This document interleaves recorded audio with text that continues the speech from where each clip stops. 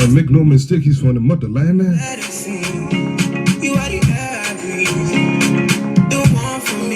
This one is called Baby O.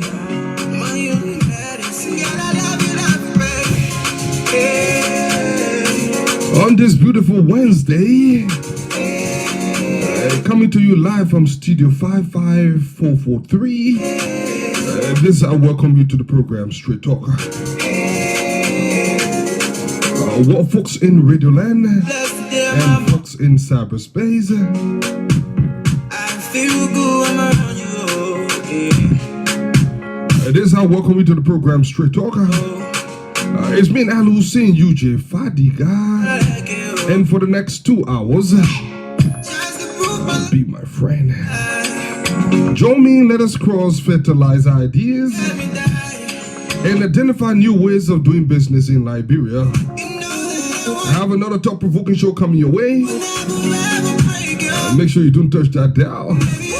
I will break your face.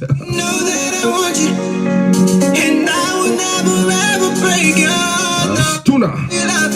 So keep sharing the link. Tell a friend to tell a friend. You are lacking to donation number 1. That brings you the best of news, views, and entertainment.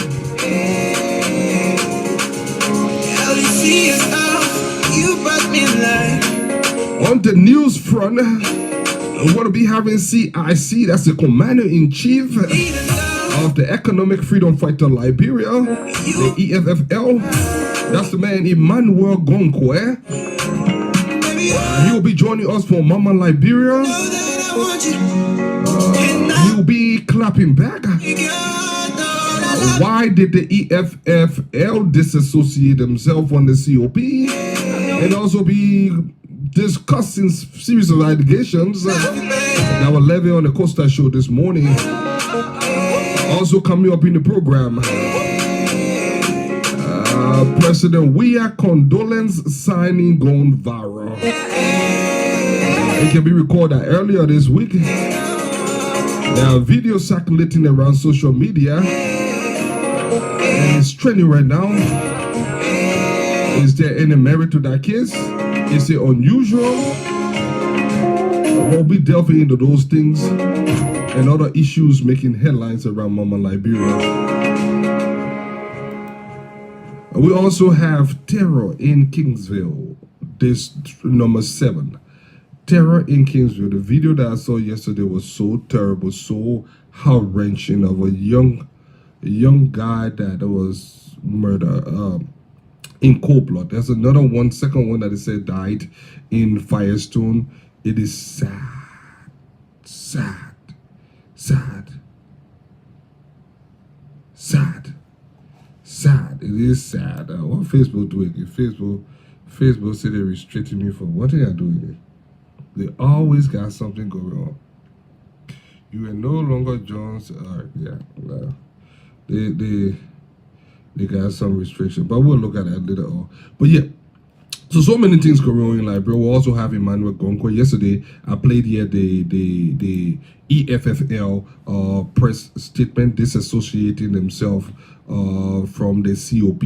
Brings it to 4 institutions that have distanced themselves. It was the Fadiga brothers, Oscar Cooper, and then the EFFL, and then who next? We'll delve into that. And then tomorrow, hopefully, we have Kimmy Weeks on, and then we have a long list of guests that will be coming on this program in the next couple of days. But on the entertainment front, still got some songs, on this program. We do not only talk politics. We jam. I got a song by Jody Clark. It's an old song, not very old. Came out last year. Jody Clark featuring a lady, Minnesota-owned Snotty Jabba. She based out here in the Twin City. Very, very good artist. I follow her work. I don't think that she's very known in Liberia, but Sunanti have done a lot of great work. Even Jody have done a lot of work, even though he's also out of the country. But this was a beautiful collaboration called I Wanna Be. I'll play that song. It will lead us into the program, and then I will join Emmanuel Gonkwe from Liberia. I'll probably play the Costa video first, and then I will join Emmanuel Gonkwe from Liberia so that he can give a rebuttal to that. And then we'll go to the president. That video that went viral. So let's go to see what Jody have for us. Jody Clark. Snow tea. Everybody wanna be. Do you know what it means to still love? So if you're just joining us, keep sharing the link. Everybody wanna be loved. Do you know what it means? Do you know what it means to be loved? I press up weather, I press up rain for anything for you, baby. There's no limit to you, and I hold you down. I won't let you down, never deny you. But I need to know if I give my heart to you. And if I say yes, I'll be I can get enough of this one. baby. On this beautiful Wednesday, Promise to. grab your dancing shoes. Now would you let me We're gonna be fire in the mountain as we join Emmanuel Gonkwe from LRB. everybody wanna be, everybody wanna be LRB music. loved. Do you know what it means? Do you know what it means to be loved? 'Cause everybody Tell someone you heard it for the first time on Radio Africa. do you know, Wanna be do you know what it means to be loved? Jody Clark, Flowers and gifts Snotty Jabba, by my heart. LRB Wanna Be Love. Even try, 'cause I need just honesty, no You wanna see my moves? lies. I got some bad moves. Desire, yeah, lady. I wanna be the one to drive you crazy. I wanna give you these ultimate kisses. Tell me if you're ready. I wanna be your lady. I wanna be the one to drive you crazy. I wanna give you these ultimate, but I need to know if I give my heart to you. And if I say yes, I'll be a fool. Baby, would you keep the promise? Snotty, Keep the promise. Jody, Love me like you said you Twin City, what's up? would. This one is yours. Promise from you. 'Cause everybody, Melissa Lama, my baby girl just entered the house. cause I know what it means. Dawuda Sharif, Everybody wanna be one. Hinan Gregory, It's joy Augustina Dobo Yebote, and everything I got. Baby, you got it. DJ The Marty Jeff, You got the Jeffrey Jeff, money can buy. Serena Tisley, You're my heart desire. Big Sam Soma, For me, I'll give everything to you. Stone Pennell, Yeah. Jacob Collins, That's just like my heart. Mohammed Sidibe, You're everything I need. You're more than one. Ash the Wonderful Fire, I feel like Orlando Jones. We got a full house. everybody wants to be loved. Rabi Bangura, You know what? that's Conakry, Guinea. 'Cause everybody wanna be. Ça, c'est pour vous, les Guinéens. Do you know what it means? Do you know what it means? Sylvester Constant, John Masakwe. We got a full house. Keith Hassan, Cause everybody wanna be. Everybody wanna be. Cause everybody wanna be. Everybody wanna be. To be loved. Do you know what it means? Do you know what it means to be loved? Cause everybody wanna be. Everybody wants to be loved. Do you know what it means? Do you know what it means to be loved? Cause everybody wanna be. Everybody wanna be. Do you know what it means? Do you know what it means to be loved? Cause everybody wanna be. Jody Clark, Snotty Jabba. I can't get enough of this one. Love this song. Well, folks in Radio Land, I am excited to be here. We are still working on modality. We're supposed to be on a couple of FM stations in Monrovia. We are still working on that. Hopefully, that will be done as soon as possible. We're still working on it. It's not an easy task, especially to stream live from here and take it carry on in Liberia, but we will be going into that sometime during the week. I have a young man that will be joining us. Before I bring before I bring Emmanuel Gonkwe on, I want to play what a reporter yesterday. The EFL came out and people say, why you always talk about the EFL and the COP? Look, for me, and I will say it. It doesn't matter how unpopular it is. I will say it. Liberia cannot move forward until we decide to institute different measure. If we keep doing the same thing, employing the same method and tactic over and over and over and over again, we will keep getting the same result. Change is not popular. Most people don't like change. Most people like consistency. Most people do not like to change. If you had your way, you would be stuck in your ways. Change is difficult.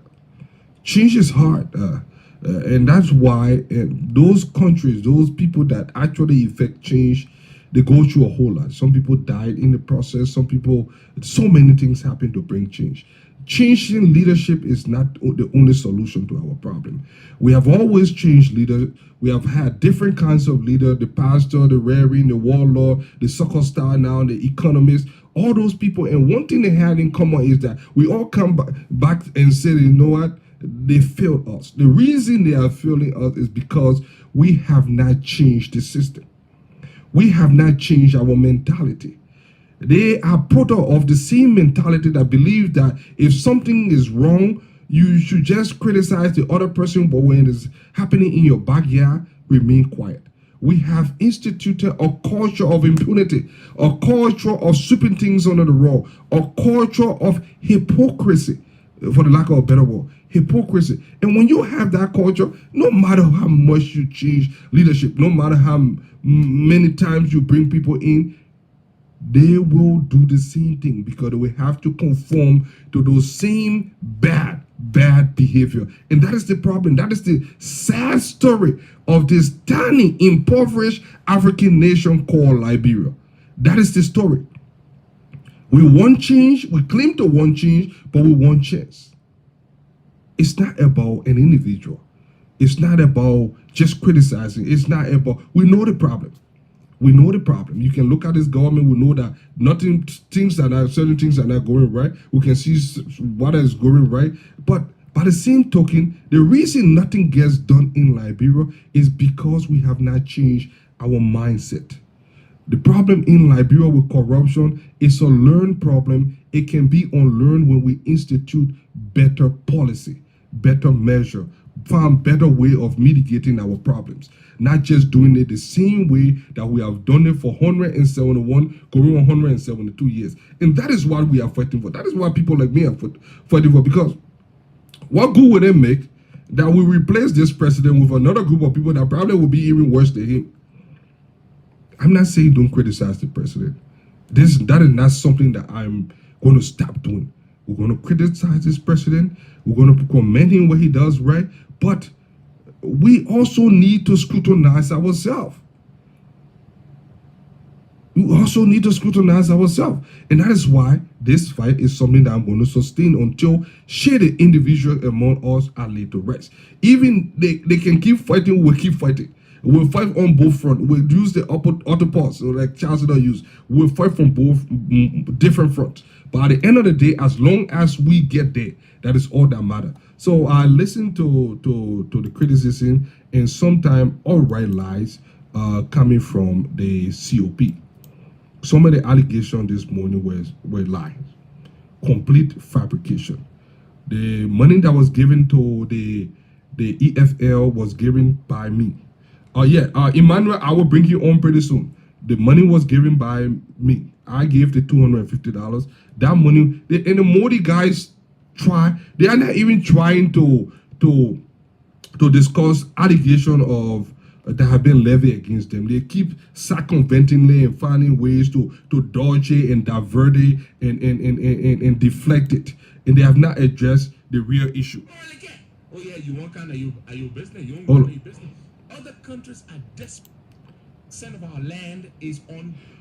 Yeah, so I will bring you that clip. Let me get to Emmanuel Gonkwe from Liberia, and then I will find that tip, and then we will start a conversation from there. Emmanuel, I'm going to call Emmanuel Gonkwe. He's the CIC of the EFL. Let me tell you something. I heard people talking about crowd and this and that. Protest is not about crowd. Most time we get things backward in Liberia. Protest is not about crowd. A simple Google search will tell you, will give you history and give you instances of lone individual that move government. When you look at the Tiananmen Square protest, the Tiananmen Square protest, just one man defied an army of war tanks, an army of war tanks. One man, one single individual. And to now, the history books are still talking about him. You look at Ben Ali. Ben Ali. One man that does himself on fire and set off the entire Arab Spring. It's not about crowd. In a substance and issue-based protest, the end result is what is the outcome? What was yield at that from that protest? It's not about people just getting in the street. Anybody can get in the street. Anybody can get in the street. But when you amass the amount of people and you do not yield the desired effect, then there is a problem. And we all know the problem. So it's not about the EFL bringing 30 people. No one person organized that protest.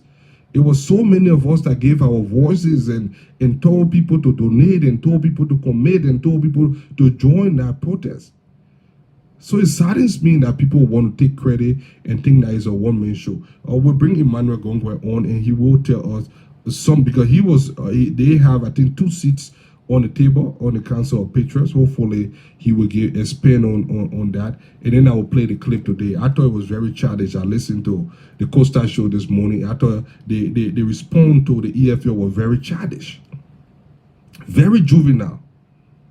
Yeah, it was very, very childish. You know, it was very, very childish. It did not address the issue. The EFL have been fighting. Those guys were in Firestone, where I grew up. They were fighting when it came to people, the government trying to take control of the Firestone worker retiree benefits. They were there fighting. That is what a grassroots movement supposed to do. When it came to Cabinet Janin, they were fighting. When it came to other things, those guys have always put themselves there, out there fighting. Even if 10 people go there, the fact of the matter is the consistency and the persistence. That is what matters. And they will be rewarded. And I heard them talking about, the copycat. Look, the EFL, like any other revolution around the world, people copycat good things. Occupy Wall Street, or how they call it thing, Black Lives Matters, have taken steam in other countries. Other countries are organizing it where black people feel aggrieved. The economic empowerment is something that is lacking in Africa. So when you have a movement called Economic Freedom Fighter, every African needs economic freedom. Every African, even black people around the world need economic freedom. Emmanuel, I don't know what's going on. I'm not getting you on the video. I'm going to try dialing again. Yeah, every black person need economic empowerment. That is the problem in Africa. So it's not about how we're something going on with this thing. I will try one more. If I can get you on a video, what we'll do is we'll try to get you on the audio. But I will try again with the video. I'm trying to get Emmanuel Gongwe on from Monrovia. Somehow it is not going through. Emmanuel Gongwe, just give me a few minutes. I'm going to bring you on from Liberia, where he will, you will hear from him, hear some of the allegations levied against them by the COP team, and you can make your decision. I've changed tactic. I'm not going to be forcing you to believe or see what something. No, let me tell you something. Men can lie, but you cannot lie to numbers. You cannot lie to the fact. The fact is just a fact. You can listen to 2 people, and you can make your own decision. This thing is not going through. Why? One moment, okay? We'll take a quick break.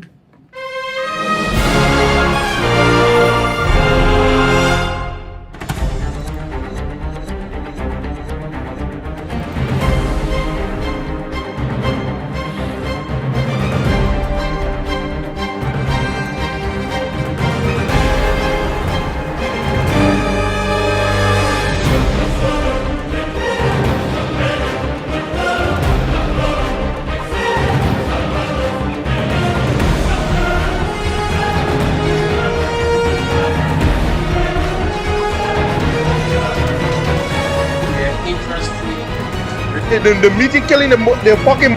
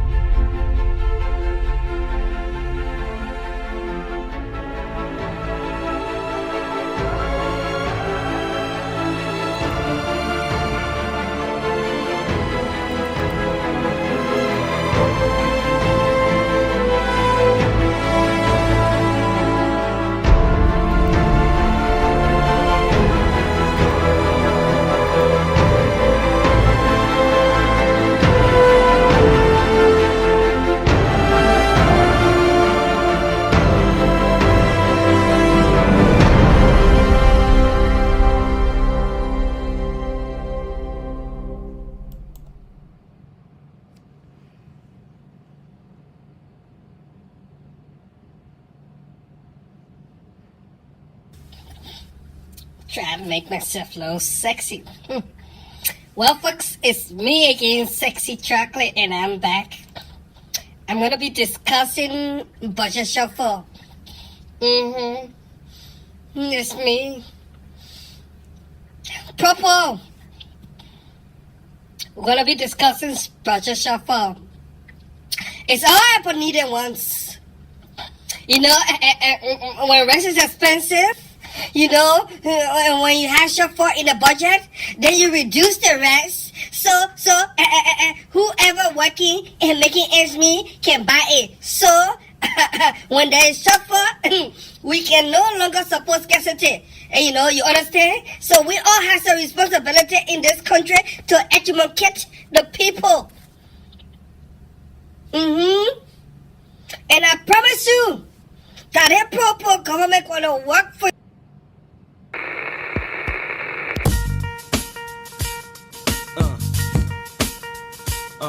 Yeah.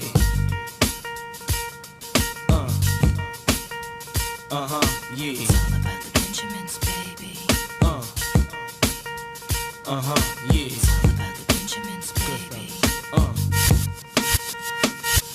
Now, what y'all wanna do? Wanna be ballers, shot callers, brawlers, who be dipping in the bins with the spoilers. On the low from the Jake and the Taurus, trying to get my hands on some grants like Horace. Yeah, living the raw deal, 3-course meal, spaghetti, fettuccine and veal. But still, everything's real in the field, and what you can't have. And if you teach me where I go teach you where. Eba. Number students no paper. Hey. And a straight car, Sunday. Hey, and a prepare. And I'm Kevin Mammy. Nanny,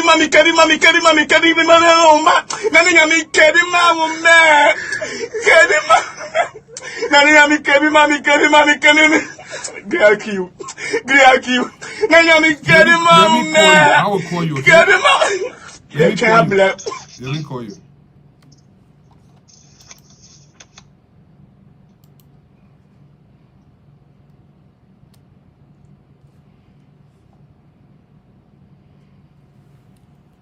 Alright, I think I got Emmanuel on. We just got him through. Sorry about that. Thanks for your patience. This technology thing, usually we do a mock, but alright, it's finally going through. So hopefully we have Emmanuel on pretty soon. You have to flip your camera around. It's on the other side. Alright, yeah, that's better. So we have Emmanuel Gonkwe from Liberia, and that's the ever powerful, ever potent CIC of the Economic Freedom Fighter Liberia. He's on. I will be bringing him through our video feed pretty soon from Liberia. Just bear with me there. I think we're calling each other, so we kept missing each other. Your video is very clear, Emmanuel. Sometimes the cell phone company must be doing well in Liberia. The video is kind of clear. Let me get Emmanuel on. The audience been waiting for you, and then hopefully we can make some sense here. Hold on 1 second. I'm almost there. I have you on. I just have to run the system so that I can bring you through. Where is that? Camera.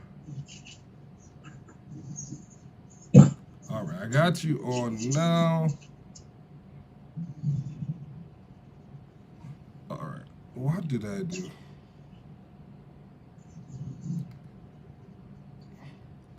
Folks, this is technology. It's crazy. All right, I got Emmanuel Gonkwe here now. Emmanuel Gonkwe. This is that you are no stranger to this program. We just go straight to it because we've had some delayed. So we'll just go straight to the program. Why I get this thing set up? I know for some of our listening audience that do not know who you are. Can you just tell a little bit about yourself? Who is Emmanuel Gonkwe? Well, let me say thank you for hosting me on your platform once again. My name is Emmanuel Gonkwe. I'm the leader of the Economic Freedom Fighters of Liberia. Born in Maigibi, grew up in Maigibi. Father from Nema, mother from Nema. So I'm grateful once again, to be on your platform. Tell me about this EFL. When I first heard about the EFL, it was the one with Malema from of South Africa. What drew you to this whole EFL thing? How did you guys become part of that powerful institution, or at least to have one model after Liberia? What motivated it? Well, we were inspired by the founding manifesto of the Economic Freedom Fighters in South Africa. Also inspired by Julius Malema in boldness when it's come to engaging issues surrounding, issues that affect the lives of people. So we're inspired just by the two things: the boldness of Julius Malema and the founding manifesto of the EFF in South Africa. So when we organize the EFF, we brought on board people from different political parties, independent-minded individuals, to have them indoctrinated into the new Afro consciousness that we are pushing around Africa right now. So EFF is a radical political organization, mostly a political parties in all of the different African countries. When you go to Botswana, EFF is a political party. You go to Nigeria, EFF is becoming a political party. You go to Zimbabwe, EFF is a political party. The EFF revolution on the continent, we do not easily, let me make this clear for people to understand today. We do not easily, we are on our doctrine not to easily collaborate with people who are not of our ideology. Let me make this very clear on the platform. We do not easily collaborate with people who are not of our ideology. That's why you see in South Africa, the EFF in South Africa is now the third largest political party because they took on the debate for themselves. They were motivated and inspired by their own workings. There is 44 registered political parties in South Africa. But look at what the EFF has done. In just a short period of time, in 6 years, they have been able to cultivate the spirit of winning. Therefore, today they can boast of 44 people in the National Assembly. They do not easily collaborate with other political parties simply because they are in the opposition bloc. They do not do so.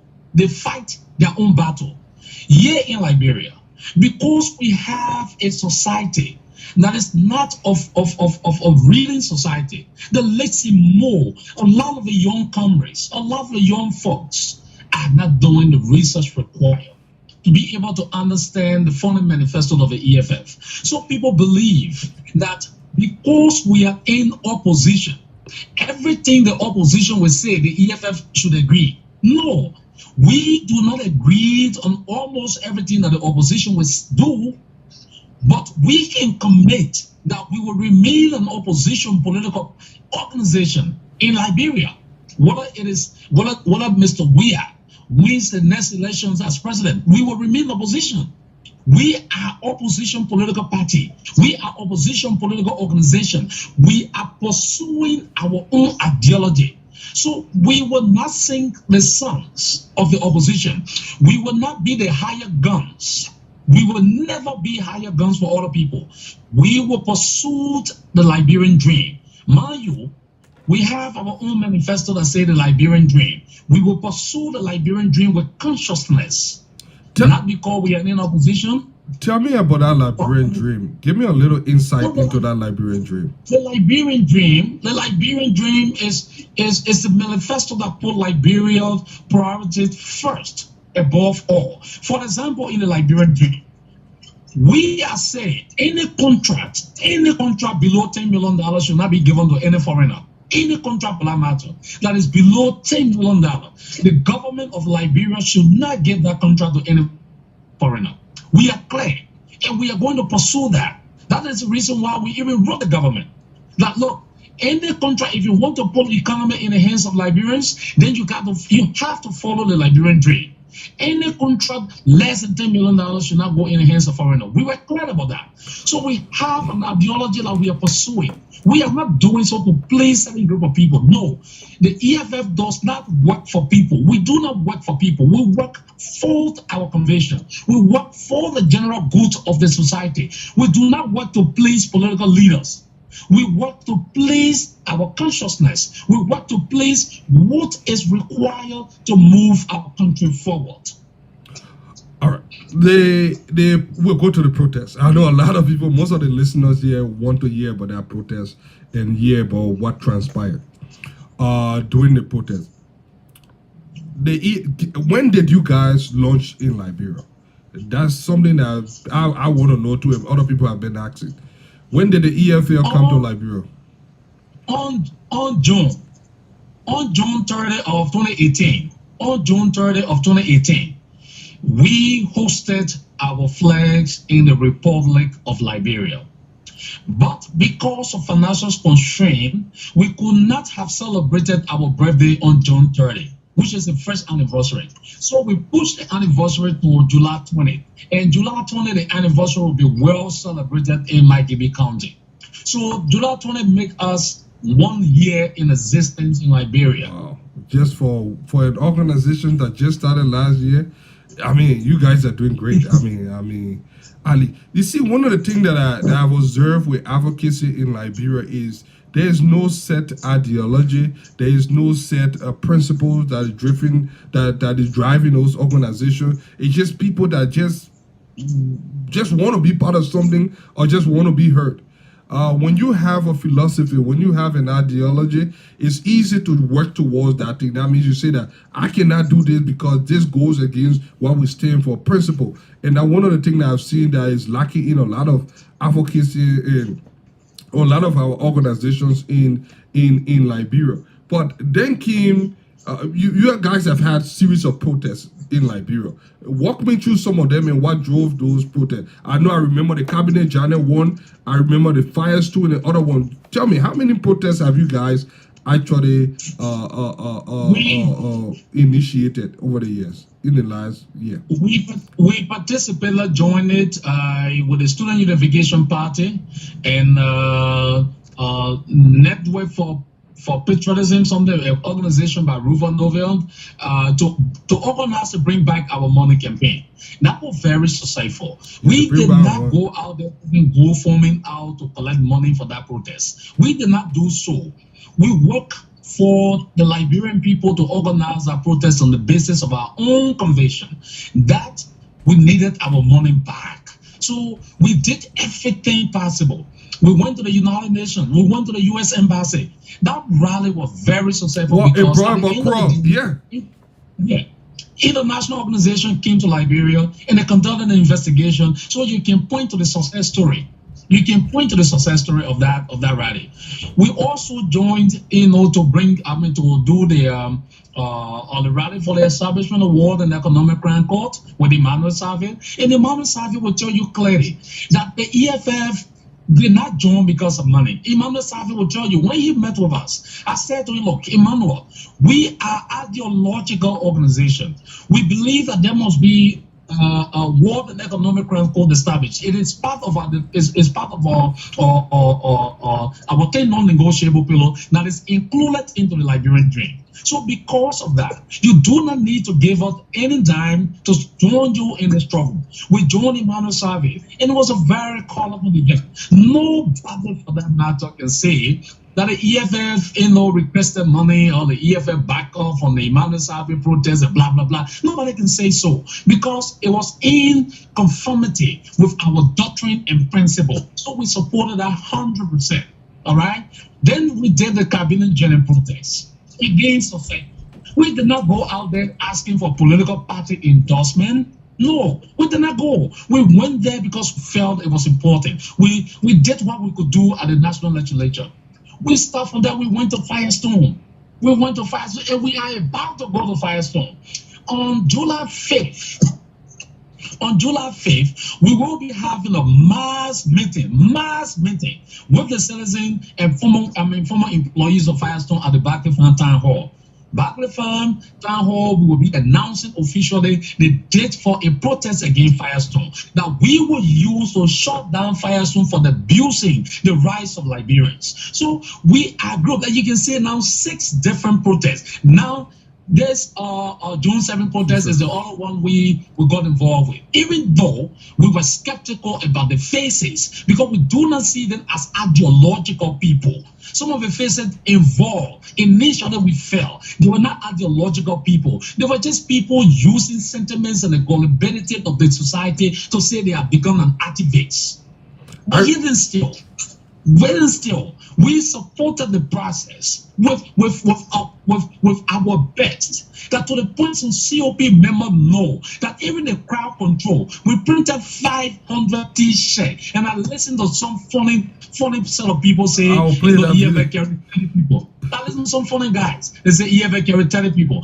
When they saw that we printed 500 T-shirts that we distributed just only on the crowd control, just on the crowd control. We have to do that. We have to do that. So, I mean, I can understand the frustrations of people. There are people who are craving for the EFF to be auxiliary of their political party. We will not be auxiliary of any political party. We will pursue the independent nature of our doctrine. Our doctrine calls for us being fearless. Our doctrine calls for us not supporting opposition political party because they are opposition political party. Our doctrine calls for us standing up for Liberia. Nobody is more important than Liberia. The EFF believe that nobody is more important than Liberia. So we are standing up for Liberia. We are not standing up for the group of people who believe in sentiments. No. If you are looking for an institution that you will control, then don't go for the EFF, because you will not control us, because we are ideological organization. We believe in our doctrine. We believe in our founding manifesto. We believe in the Liberian dream. If you think you will control us, you are getting this wrong. That perception should be erased. Perhaps you need to go take a pill. To think that you will control the EFF, you need to go take a pill.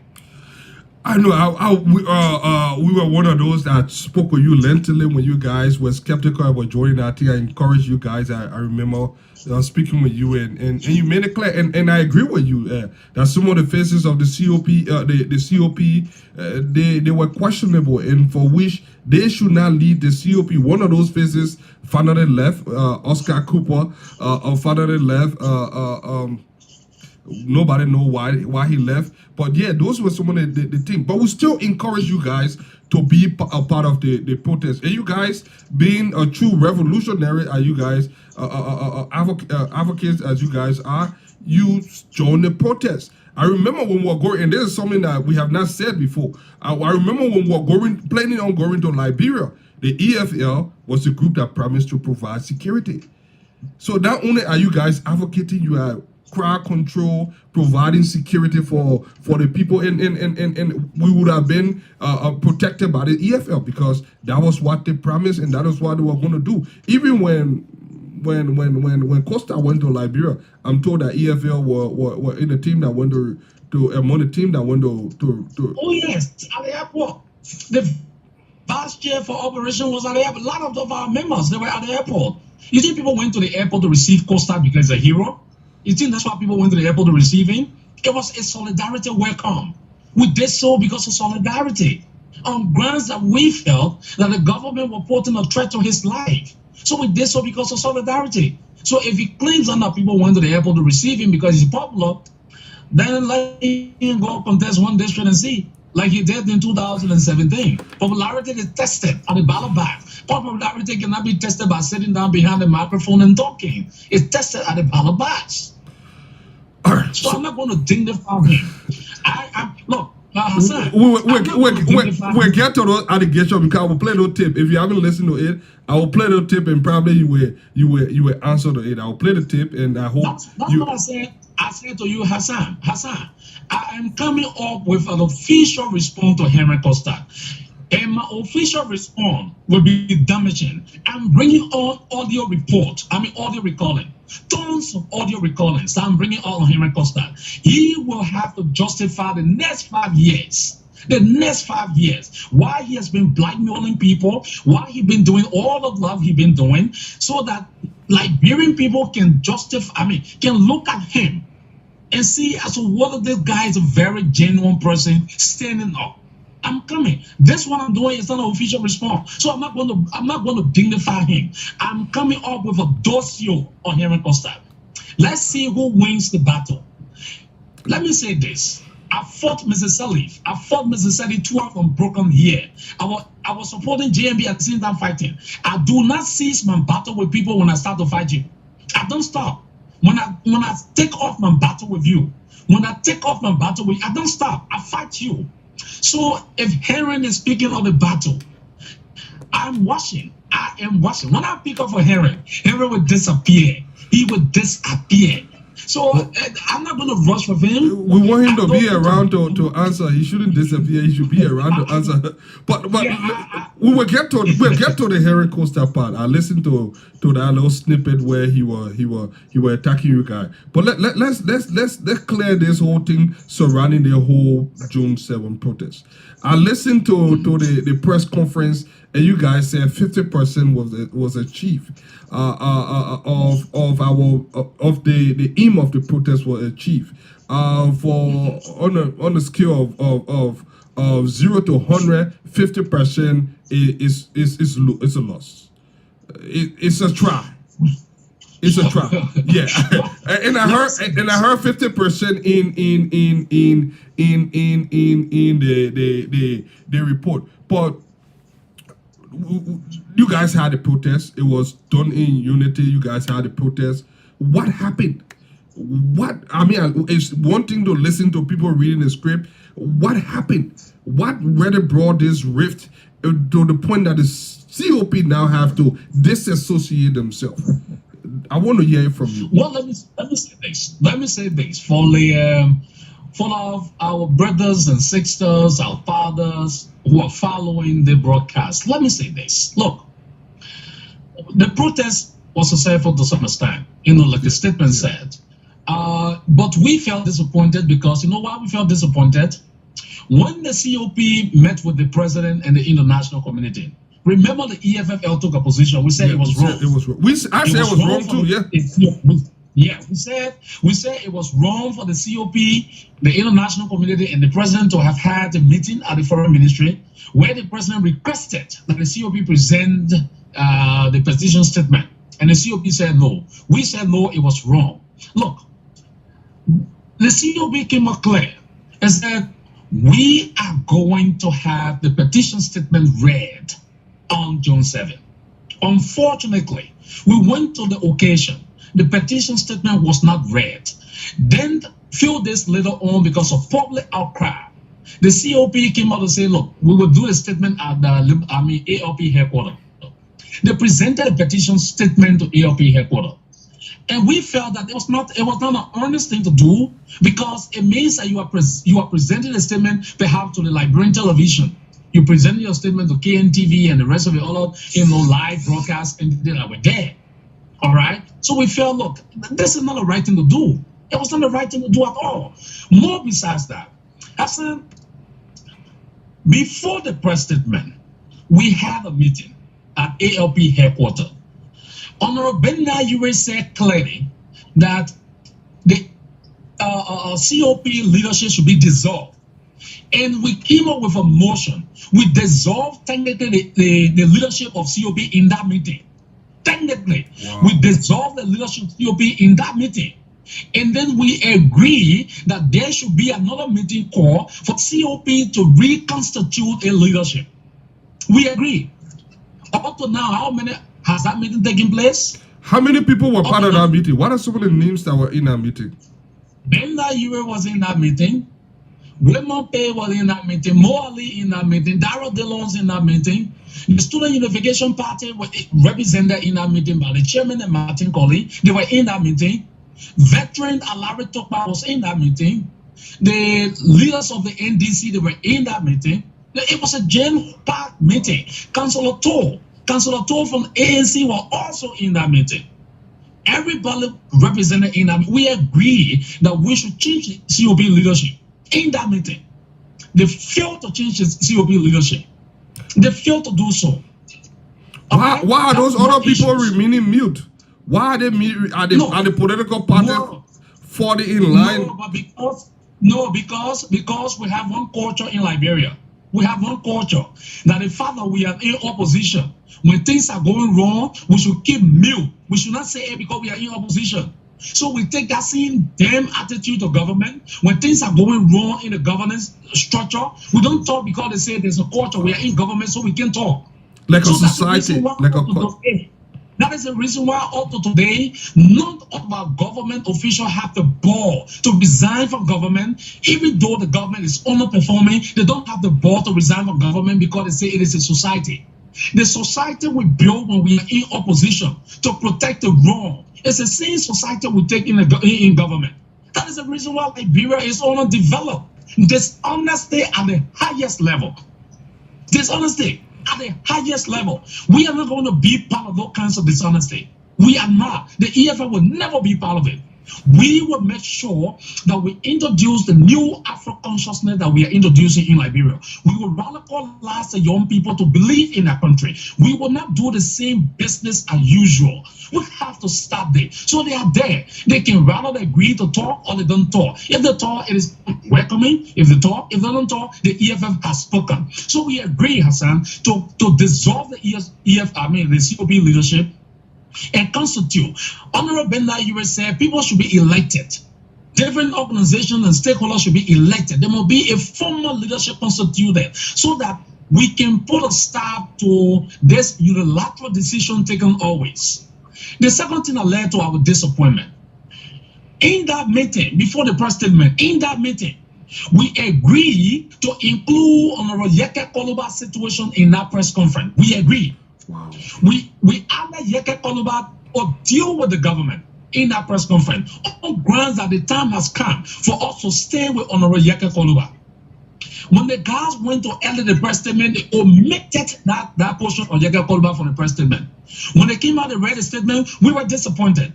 Yeke Koluba was disappointed. He called me off. He called me outside of the building. He called me. And he was so disappointed.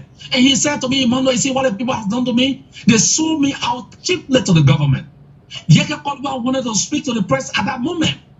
We have to talk to him. We have to talk to Honorable Yeke Koluba. That's how he went home very annoyed. Wow. The second press statement, the issue.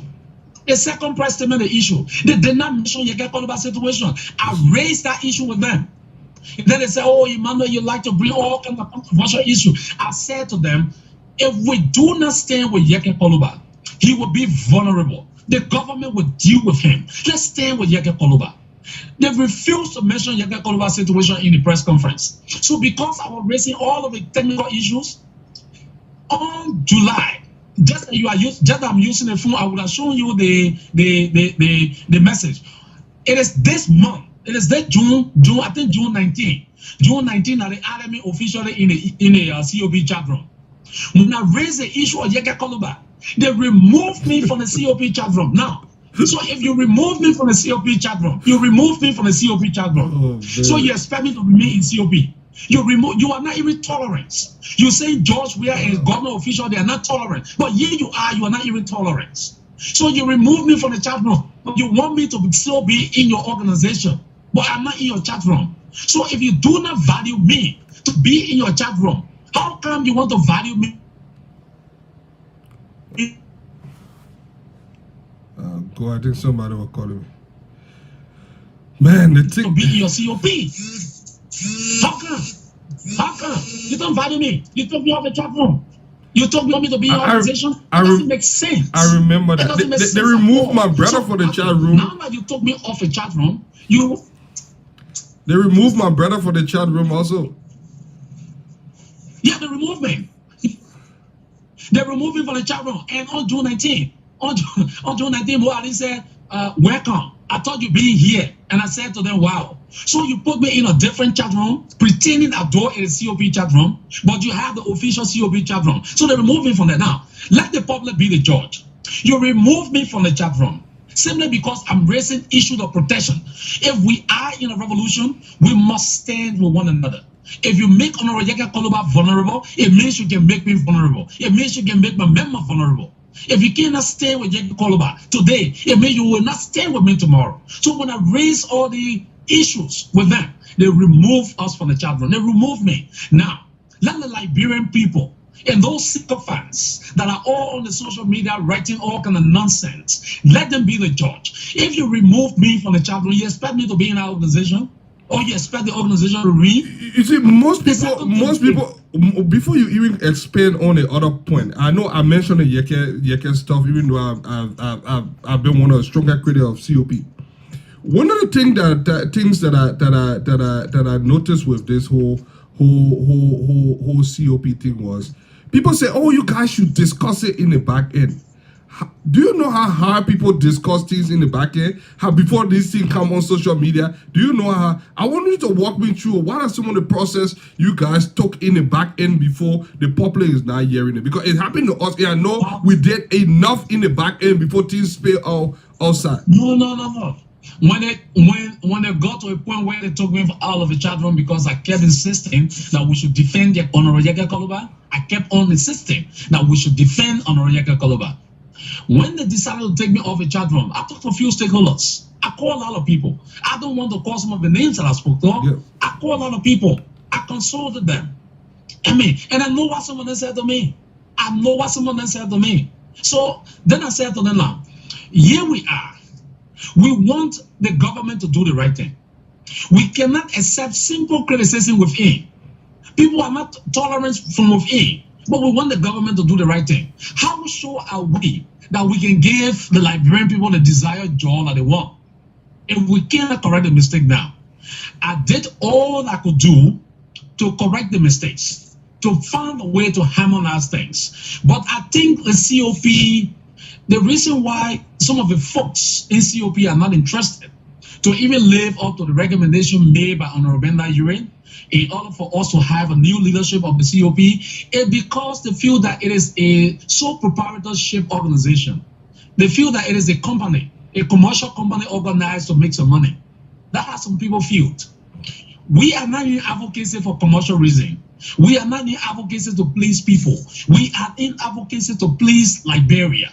We are in advocacy to please Liberia. And we will continue to take the difficult decision to please Liberia. We will not go the usual way. We will take the difficult decision to please our country. This country, Hassan, is underdeveloped. We are in a big mess in the country. We have challenges in the country. You saw what happened on number 7. Our brothers and sisters died in cold blood. Yeah. Our brothers died in cold blood. There are happenings and occurrences across the country that are not favorable. We are angry in our spirit. The reason why you see us going to Firestone with so much anger is because every sector of the society, we will make sure that the EFF impact is felt everywhere across Liberia. We will not be in a Monrovia-based organization. At least for us, I can say, if you travel to Nema today, you call for EFFL leadership meeting. You can have found 200 to 300 persons in the hall who are devoted members of the EFF. If you call for leadership meeting today, you can find in Monrovia people who are devoted. People saw our different events. That is how institutions are built. People are devoted members. So even if people say we are not well known, we are not popular, but at least across the country, when you say EFF meeting, you can find 300 to 400 persons in the hall. Our only challenge, which of course we will soon overcome, our only challenge has been resources. And thank God, our EFF diaspora, headed by Segu Kale, and the rest of the other team, from Canada, from America, from Germany, from Switzerland, they are doing well. They are connecting the EFF with powers, with global power. So the issue of resources will soon overcome our challenges, and we will soon be the biggest political organization in our country. We can assure the Liberian people, we don't need to compromise our independence for resources. We don't need to compromise with the government to get support. No, we don't need that. Our diaspora team is doing great. They are raising the resources required. They're doing what they can do. They're connecting us with power. And I can assure Liberian people that the EFF will make you proud. We will make our generation proud. We will make the nation proud. The Liberian dream will fully be implemented. And we will never compromise our consciousness. We will never compromise the struggle in the name of getting money to put in our pocket. We are trusting Liberians from around the world who are members of the Economic Freedom Fighters in Liberia that are connecting us to global power. We are proud of them. That is what we take pride in. I know there were allegations against the COP that you guys are being funded by Lehman Boy and you took money. And I want to play it. I don't want to just speculate. I want to play it so that the audience can hear it. And listen, Hassan, I listened to that thing. I listened to that rubbish. So just for some of our listening audience that never had that opportunity. They want to copy all the other people's stuff. So they call themselves the EFF. Look, you understand that? If you're a minister, when you go to church, you must give the COP is no longer doing public fund raising. We're not No hangover. I'm playing the tip. It's just And short. you cook. Now, Jing Jong, you've heard the ad. We're running the ad here on. It represents the aspirations of 30 people. 30. We are. Al Jazeera said we have 15,000 people. And you brought COP. Lehman Bowie. 30 people. About it. Of it. And it leaves you with no hangover. And I'm told it's got some medicinal effect. It cleans the system. You are not nutty. COP never. I tell you this. Nobody can bring the COP down. Even if I left the COP, Henry Costa, the COP would still be strong. You know why? Because the COP represents the people, is made up of the people's, it represents the aspirations of the people, their frustration, their misery, and that is what keeps the movement alive. And so yesterday, there's a group called they call themselves the EFFL. Most of you don't even know what they are or what they really stand for anyway. But I have to address it, even though some people say, oh, leave them, they're insignificant, talking about them would, the EFFL is a copycat organization. There's an EFF in South Africa, founded by Julius Malema and others.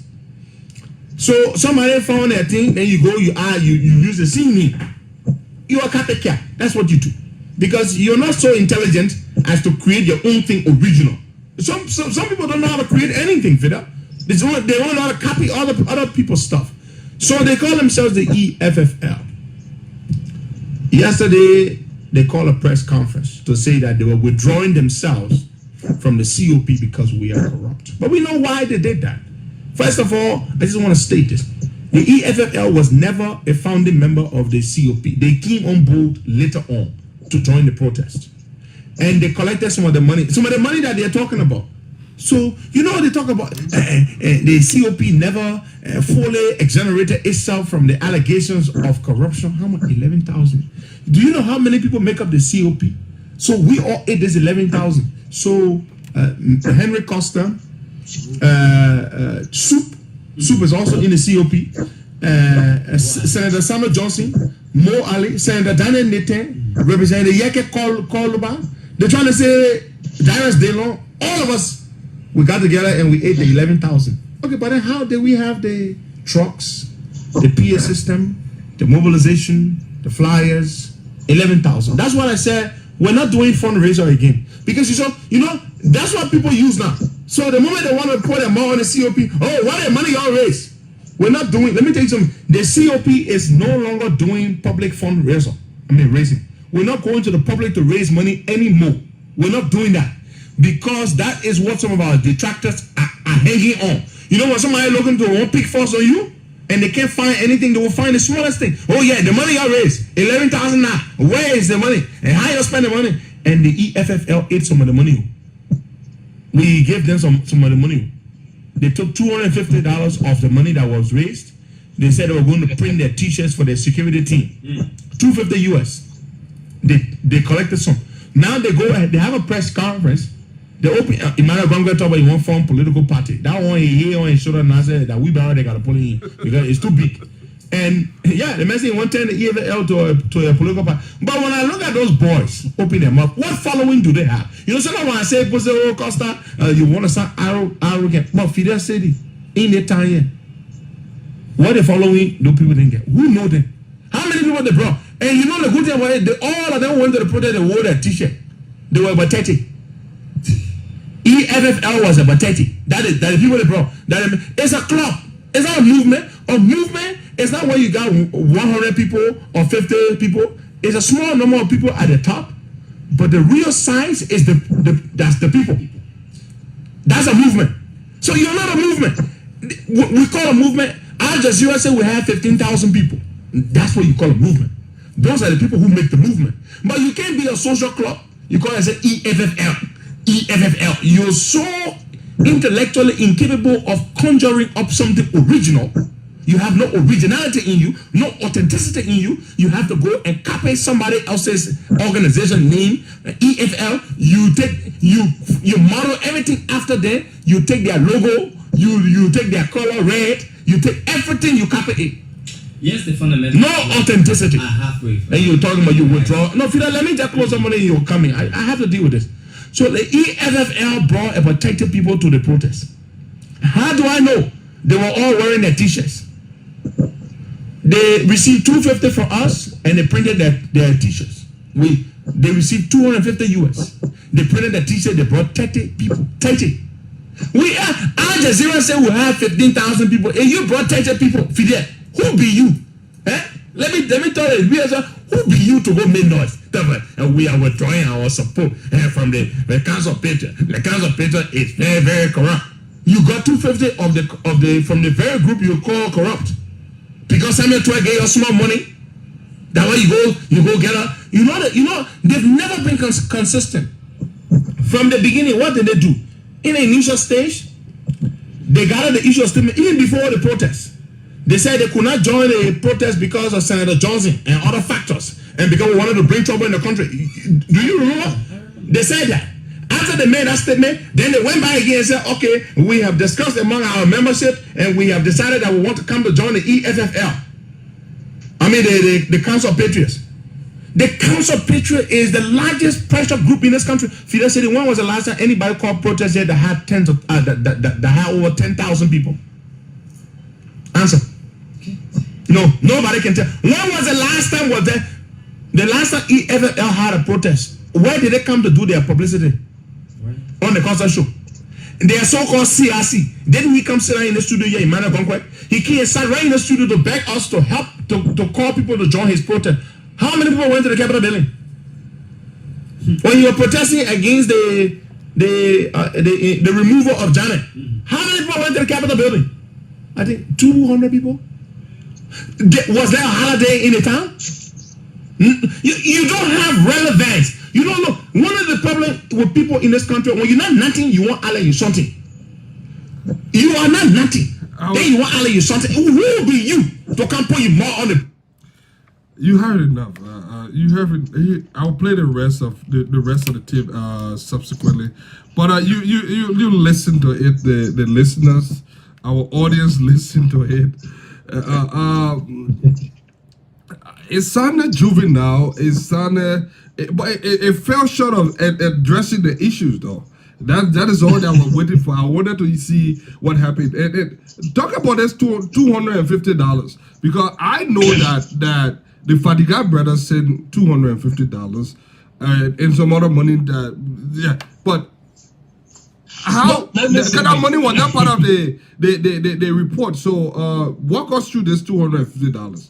Let me say this. You listen to Heron. He sounded so frustrated, by our departure. Senator Oscar Copeland left the COP. And I'm not sure it caught the attention of the press. Then our departure. I'm not sure Senator Oscar Copeland's departure from the COP caught the attention of the press. Then our departure. So our people normally say, you do not throw stone in a foolish tree. The reason why everybody concerned and people posting is because the EFF has commanded some respect. More besides that, they said we are copycat. When you go to Nigeria, is economic freedom fighters of Nigeria. Are they copycat as well? When you go to Ghana, it's economic freedom fighters of Ghana. Are they copycat? Namibia, economic freedom fighters of Namibia. It's a movement. It's backed by a philosophy. It's a continental movement. Now in Sierra Leone. It's the economic freedom fighters of Sierra Leone. So are they copycat? So, I mean, it's just a trivial, I consider that to be a trivial conversation for Henry Costa. But again, I'm not going to drag myself into his naked popularity context, because you see, advocacy is not a beauty pageant where you get in and you think you want to be popular. if Henry Costa believe he commands the followings and the Liberian people believe in him, I think he should have won the 2017 legislative seat where he came 7. I mean, he took 7th place. The record is there at the National Elections Commission. So I'm not going to dignify him. I am not going to dignify him. Like I said, my official response will be very damaging. I'm coming out with my official response. It might take days, it might take weeks, but I know how to fight and how to respond. I know when I pick up my fight, I want to continue my fight. So I'm going to put for him dossiers of ammunition. Dossiers of ammunition. That's what I'm going to package for him. Did the COP when give I you? start to release, Did the COP give you $250? no. COP did not give $250 to the EFF. Let them bring the receipt. The EFF received $250 from the Fatikas brothers. The EFF received $250 from the Fatika brothers to facilitate the printing of the T-shirt. Now, even at the Unity Party headquarters, Mo Ali can admit Henry Costas was there. When we took the T-shirt to Unity Party headquarters, it was him and Jeep.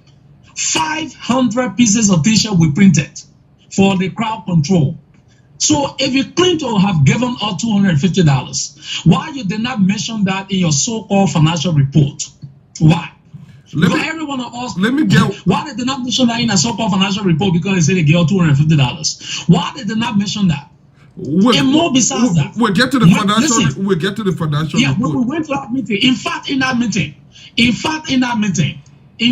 that meeting we held at ALP headquarters, Henry Costa announced that we had spent a total of $20,000 US. That's what he said. And then in this way, Councillor Tour from the ANC said, but then you guys gave the opposition political party, you all gave out 25,000 LD for mobilization. Why they did not include the 25,000 LD for mobilization in a financial report? What qualifies a financial report is when you can detail your expenditure, the total amount of money you receive and your expenditure. And your expenditure should go in line with institutions you spend your money on, activity you spend your money on. You don't just come up with a bulk figure that we spend so amount on water, we spend this. Why you did not mention that you gave $250 to the EFF? Why?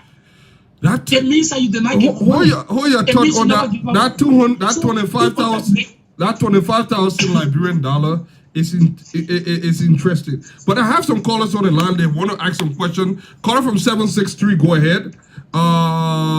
With your thought, go ahead. Yeah, hi. This is Hassan Sadiga. Oh, this is Hassan. Go ahead, Hassan. Go ahead. Hey, Eben, how you doing, man? How you doing? Yeah.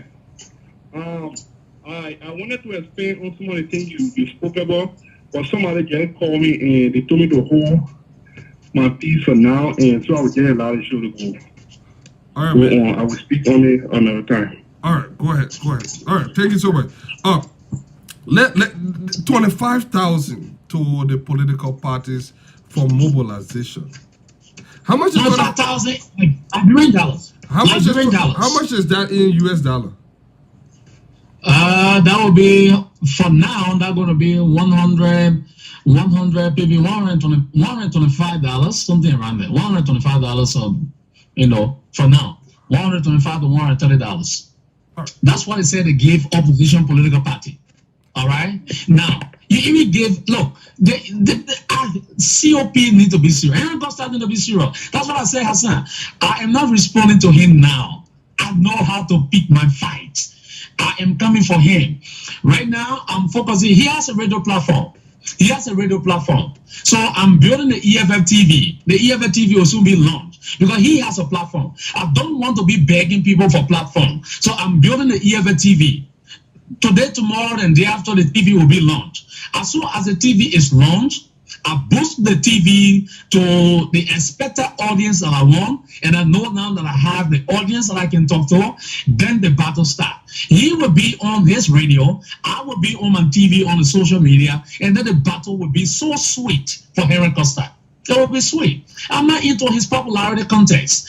I agree, that'll be 30. I mean, we can even be 2 people in the EFF. it is better to have two morally upright people than to have an individual who is morally bankrupt. Henry Costa is a higher gun. Henry Costa is a higher gun. He know and I know. When I'm ready for him, he will tell a story. Let me get through building my TV. Sooner or later, you will see the EFL TV online. Let me get through building the TV. He has a radio platform, and I will have my EFL TV platform. And then both of us will have to use our both platform to engage. Let the Liberian people know who is dirty. The Liberian people will have to know who is hiding behind advocacy and blackmailing people to collect money. The Liberian people and the people on the social media will know. I do not pick fight with people. When you pick fight, I'm a lion. Let me get to our phone lines. Caller from 807, go ahead. Our lines are already buzzing. Go ahead. Do you have a question for Emmanuel Gongwe? Good afternoon, Hassan. Your name and where you are calling from? My name is Stephen Cotton, and I call you from Delaware this afternoon. I have a question for Emmanuel Gongwe. I listened to him very keenly, and one thing you have to understand: when you come with equity, you come with clean hands. I identified EFF. When it came to Liberia, there were few people that started that organization. One, I wanted to give the relationship between the guy they call Charles Robert, who was the deputy CRC, and that of John Pangley, who is the National Secretary General for EFL. What led to that departure from the organization? Did you get a question? Good, thank you. By the way, Charles Robert was not a deputy CRC. Charles Robert was initially the chief of staff, meaning head of security for the organization. Later on, we turned on promoting him as a youth leader. But again, Charles Robert is a committed partisan of the Unity Party. You listen to him on some of the radio shows. He said the reason why he left the EFFL is because we were moving towards a political party startup. And he could not afford to leave his Unity Party. So he left.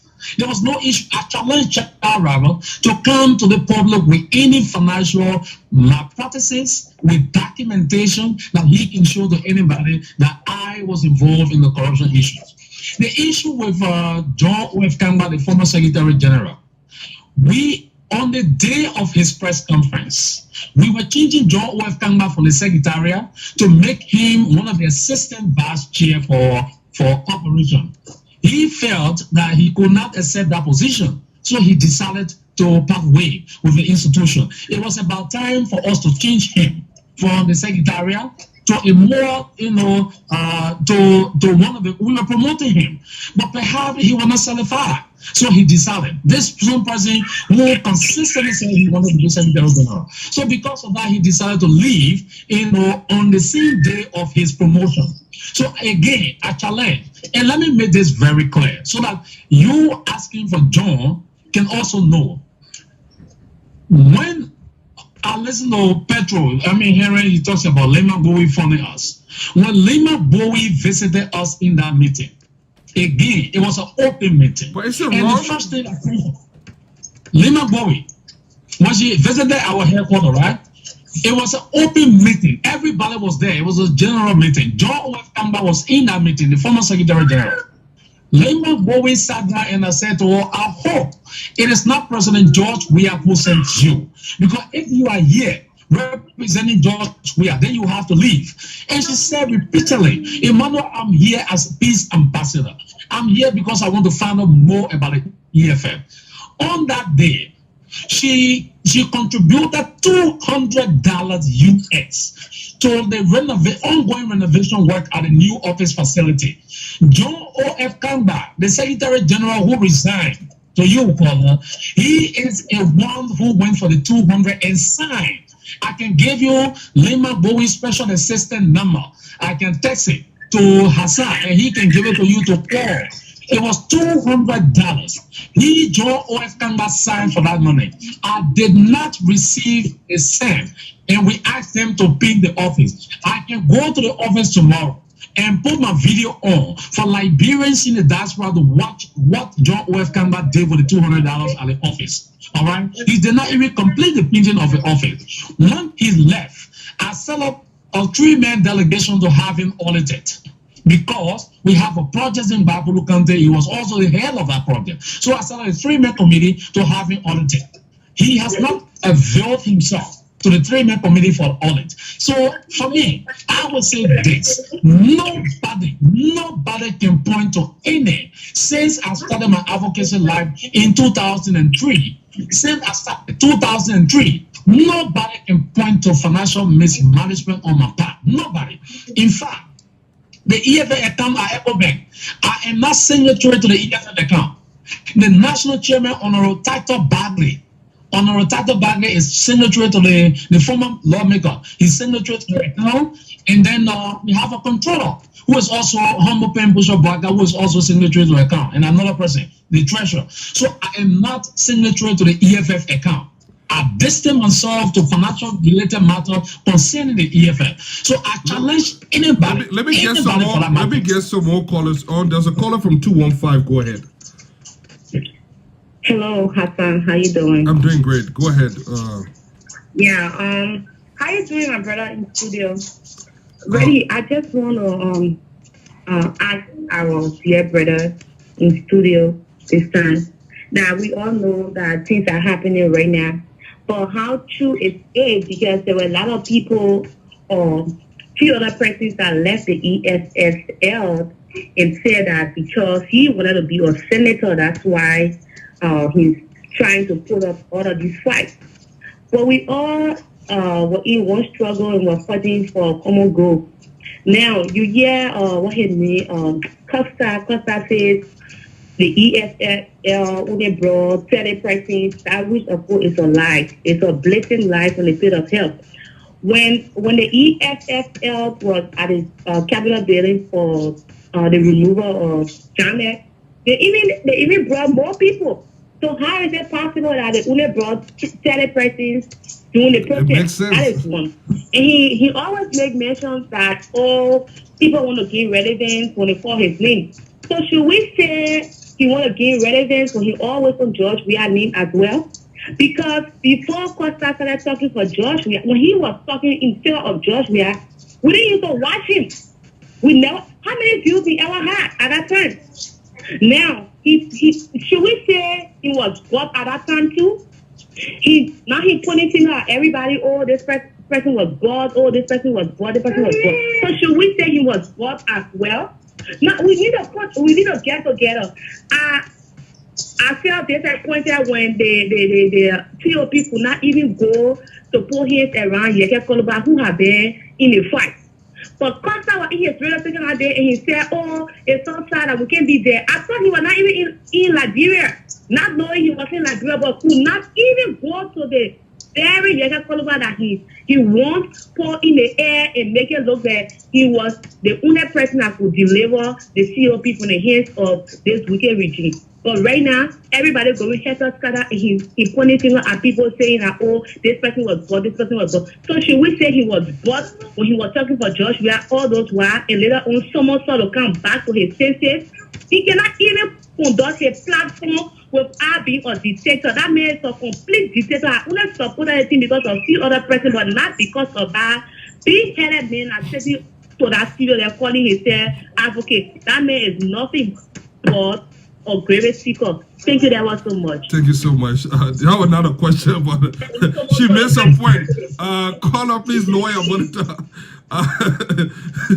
She was just to the point. Caller from 612, your name and where you are calling from. My name is Ben and I'm calling from Minnesota. Thank you, brother, for the matter. Thanks for your deliberation. And from what I can sense from you, I can see a lot of truth in what you said, even though I have problems with some of your statement as well. But I for one, have always said from the beginning, Costa is not trusted. Anytime when you see people make known of the pronouns, I mean, be very careful. This man, everything he talks about is about himself. The war is centered around Costa, and that's not how it should be. And that's wrong. And to you, brother, my issue that I'm having with you now too is for the fact that you have other tips that you are going to play. All right, these tips that you are going to play, I am pretty much sure there will be incriminating to this criminal evidence that we already know. But the thing is that why is it you could not expose these things to us until something has to happen? I mean, so these kind of things also give a lot of doubt to us too. Liberians, when something is not right, we should be able to come out and say it. We should not wait until things happen before we expose it. I mean, I have, from the day of Costa, before he eyed me, I knew that they make an actual thing. So that's all I have to say. Thank you. Thank you. People always, Emmanuel, people always come up with these things. Why we allow this to go on? Let me tell you something. Costa, I have my own fundamental disagreement with the way we do something, but there is no doubt Costa has a lot of following. In every movement, there are people that are agitators. There are people that people have different roles to play. Costa is not a political leader of a party. Costa is just a young man that has a radio station, and he commands a lot of followers because of what he does. He brings us story, or people give him story, whatever it is. But the reason, and Emmanuel, you will have a chance to shed light on it. The reason some of us tag along to get along is because we keep our eyes on the prize. For a lot of us that kept on this thing was because we believed that the movement to save the state was bigger than any one individual. No matter how we get there, but at the same time, we did not lose that, because all these things will not be coming out today if some of us were just complacent or just tagging along. Some of us that wanted that demanded, so we demanded it along the way, but we didn't want it to stop us from achieving our end result. So we tag along, but at the same time we question.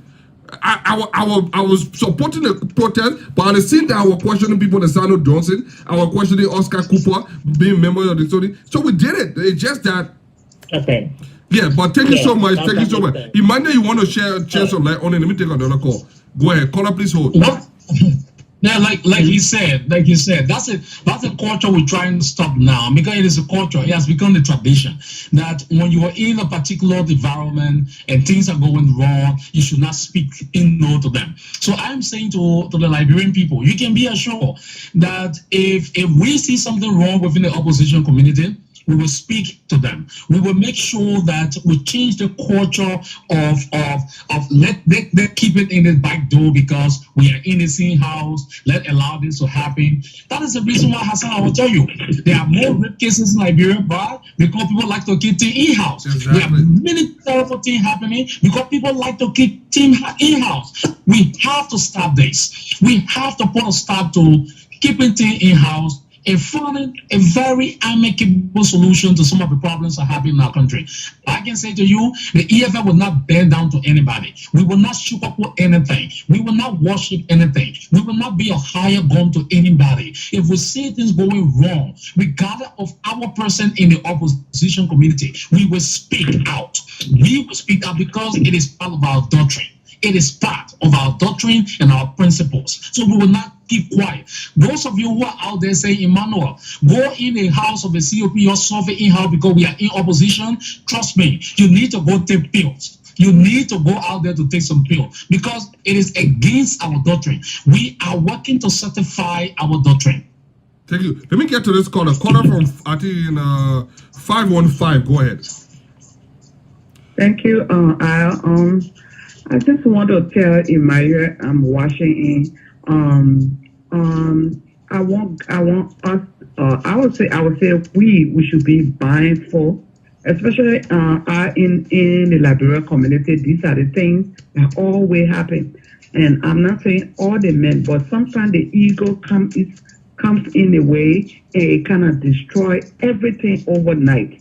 Emmanuel on the EEL, on the EFFL, the COP, I want us to be mindful. This technique these people are using, they're not using it because doing it before the day or the time of the protest, the CDC used the same technique. They started putting fear. Oh, they will destroy the breaking this in the country. They won't stop violence. They went to their lay meeting, and that's what the technique they used to calm us down, to make us, because for me, I was like, what a protest should be even announced when we're going to do it, like we having a party with them. Because when I'm mad and I'm going to fight you, Emmanuel, or I'm not going to say, or Emmanuel, I'm coming to fight you tomorrow. That means I don't mean business. So I was kind of angry about it, that we even have to be sitting down or something, but some of them say, we should be civilized about a quote unquote. But I want the bigger for us to look at the bigger picture on here. I don't want for these guys, because when you look on your post, your video right now, they are laughing. The supporter of CDC, they are glad that this thing is happening for us to break away. My sister, let me tell you something. Let me tell you something that you guys don't know. Let me tell you something. Yeah. And I want all of you women, some of you that have supported me before, some of you that are against me, and I want all of you to I'm not against you. No, I agree. I'm not against. I just I'm want you not against none of you. Let me tell you this thing. Hearing Emmanuel just about Yeka Koluba, I'm kind of pissed about it, because if they really did that, if that is true, that was true. Very wrong. Very wrong. I will bring up that Yeka Koluba thing.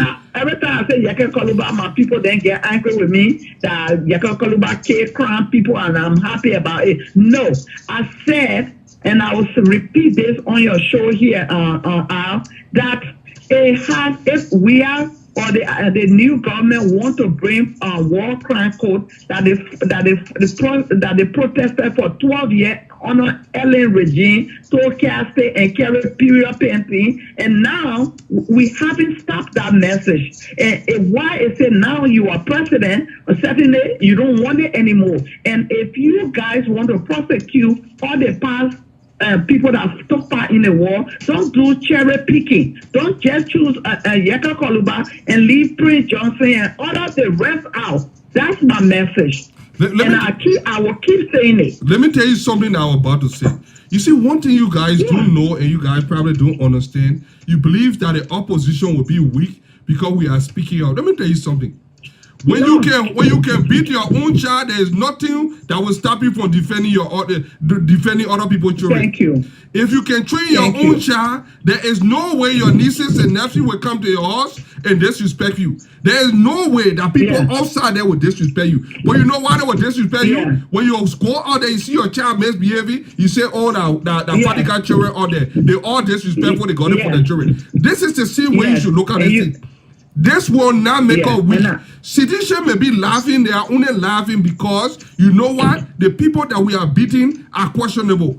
If those people are not in the picture, Joe, we are God. Look, I listen to the president of going after those people. You think those people never had a relationship with the president? They are never interacted before. They were not friends. You think can Joe Weah or the President Weah sit down and say, you know what? I know the Fadiga better than the King and Ema Fu. And when they were in Africa as a refugee, they used to come. I was in Africa. Joe Weah was there at that time. He was at the pinnacle of his career. I hear money. Not everybody, there was not every Liberian that there. I know that Ivorian was celebrating him. Some Liberians were celebrating him, but I never hear money. So you see what happened? So when you have people that you don't have money on, that person look at you and say, you know what?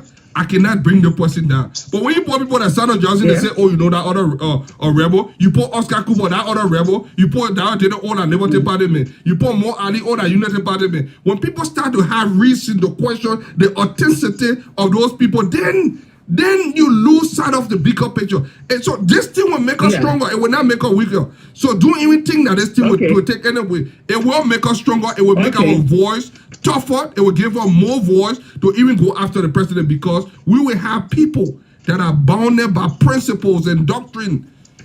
So thank you so much, Emmanuel.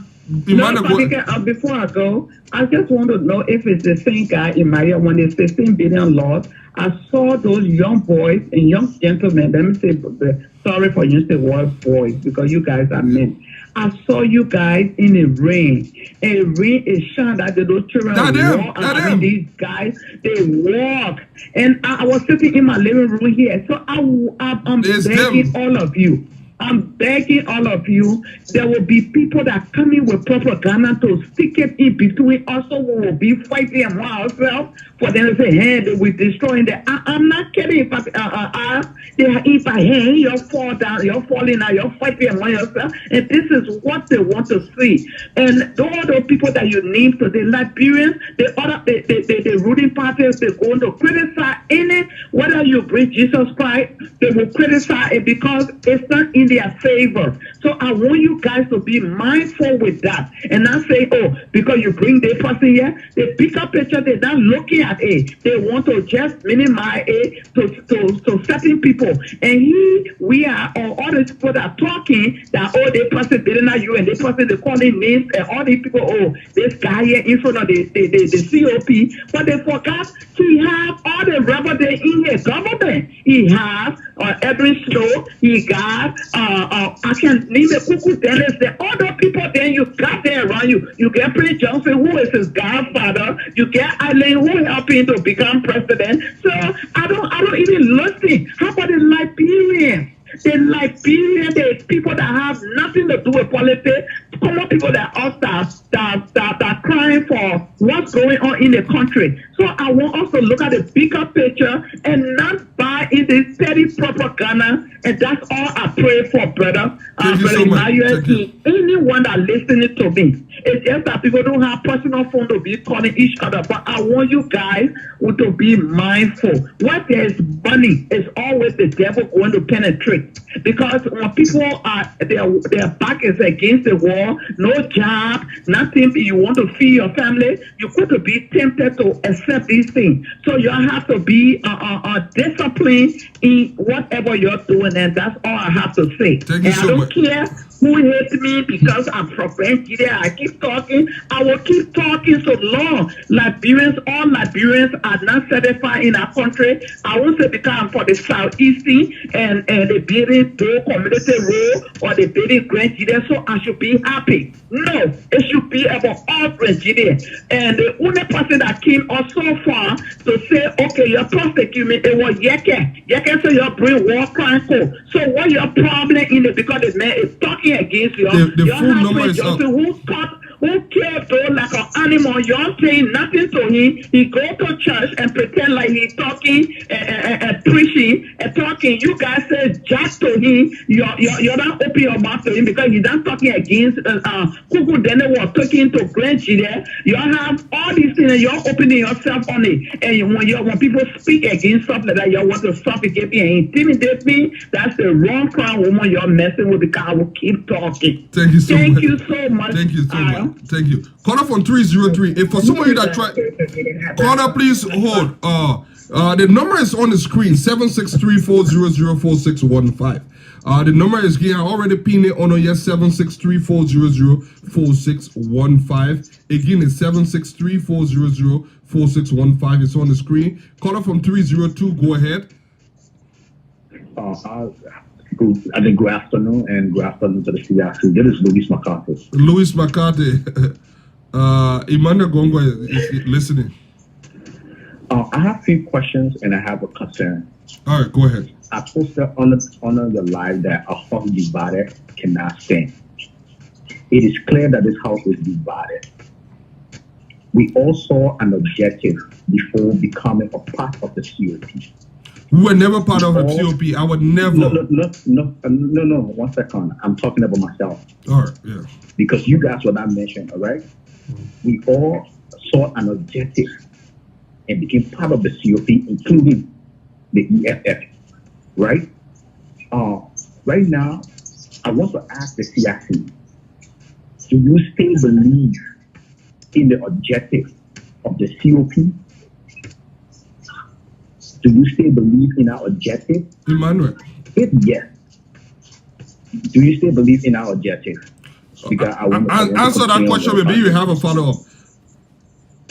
No, I do believe that it is important for us to protest against the regime. I do believe because things are very terrible in our country. I do believe, but I don't believe that the current leadership of the COP deserve to lead us into the history because of the situation surrounding them. That's why Honorable Benga Yuri in that meeting suggested that we should dissolve the leadership, and we agree that it should be dissolved, forming a new leadership that will prevent people from making unilateral decisions and taking us into a process that will create crisis. Right now, if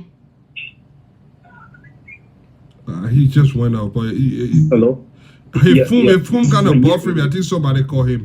Or Liberia, how he can be. We have had, if we have had that meeting to constitute a new leadership, then how will not be the way we have now? All right, go ahead with your question. So here's my follow-up. So you guys expecting us, the young people, the thousands of young people that believe in the objective of the COP before becoming a part of this protest, should wait for you guys to battle against yourself, to come up with a new establishment before coming back to the thousands that turned up at our protest based on the objective, the common good of the COP before we move forward. All right. It don't work that way. Louis, you answer a great question. Let me answer that question. Let me just show some light on that question. You ask a great question. Should we wait? My one thing I want you to pay attention to. Why did we protest? Why was this protest initiated? Do you believe beyond all reasonable doubt that the aim of that protest was realized to any extent? Do you believe it? Because it's not just about amassing people or people bringing people together. Do you believe that it was realized? Hassan, let me say something. I'm on a car. I did not travel with my power bank. I just have 5% the battery. Yeah. I have 5%. That Emmanuel Gonga feeling will last him, and then probably Go ahead. Okay. All right. Go ahead, Emmanuel. Yeah, let me say thanks because I just have 5% on my battery. Let me say thanks for the great interview. I did not pick a battle with anybody. I said to myself, I would not fight. Costa remain in America and send me a message on WhatsApp. The first thing he said, without any statement from me to him, he said, Emmanuel, I'm popular more than you. I'm influential more than you. So he started. It almost like, a peer envy or a generational envy, that he started. I'm not the one to pick up. I see people asking us to forget about this thing. I'm not the one that pick up the fight. It's Henry Costa that picked up the fight. So now, I think perhaps he mandated the people to take me off the chat room. If you prevent me from remaining in the chat room to express my disagreement, where else do you think I'm going to take my disagreement? They removed me from the chat room where I'm supposed to be and put all my disagreement. They removed me from there. Where else do you think I want to take my disagreement? I'm going to take my disagreement in the public because it means that you are preaching one thing and doing the other thing. It means you are not generally in the interest of the people. It means you have something sinister motive. You have some sinister motive that you don't want me to know in your chat room. I've raised up with them. So if you take me out of the chat room, Hassan, that'd be fair. If you take me out of the chat room, what do you think I'm going to express myself? Yeah, what do you think I'm going to express myself? Nobody have monopoly over Liberia, over who protests and who do something. No, if people think you're overly popular, I'm putting out a challenge. Let them go contest one district seat and win. Let them go. Let them go contest. Let people see. Just see the mass meeting we're about to have in Firestone. Those who are questioning the popularity of the EFF, which I'm not going to dignify because I know he's talking crap. But go see on July 5th the mass meeting we're going to have in Firestone, where we are going to play another protest against Firestone. We are not asking him to promote it on his platform. We are not asking him to talk about it either.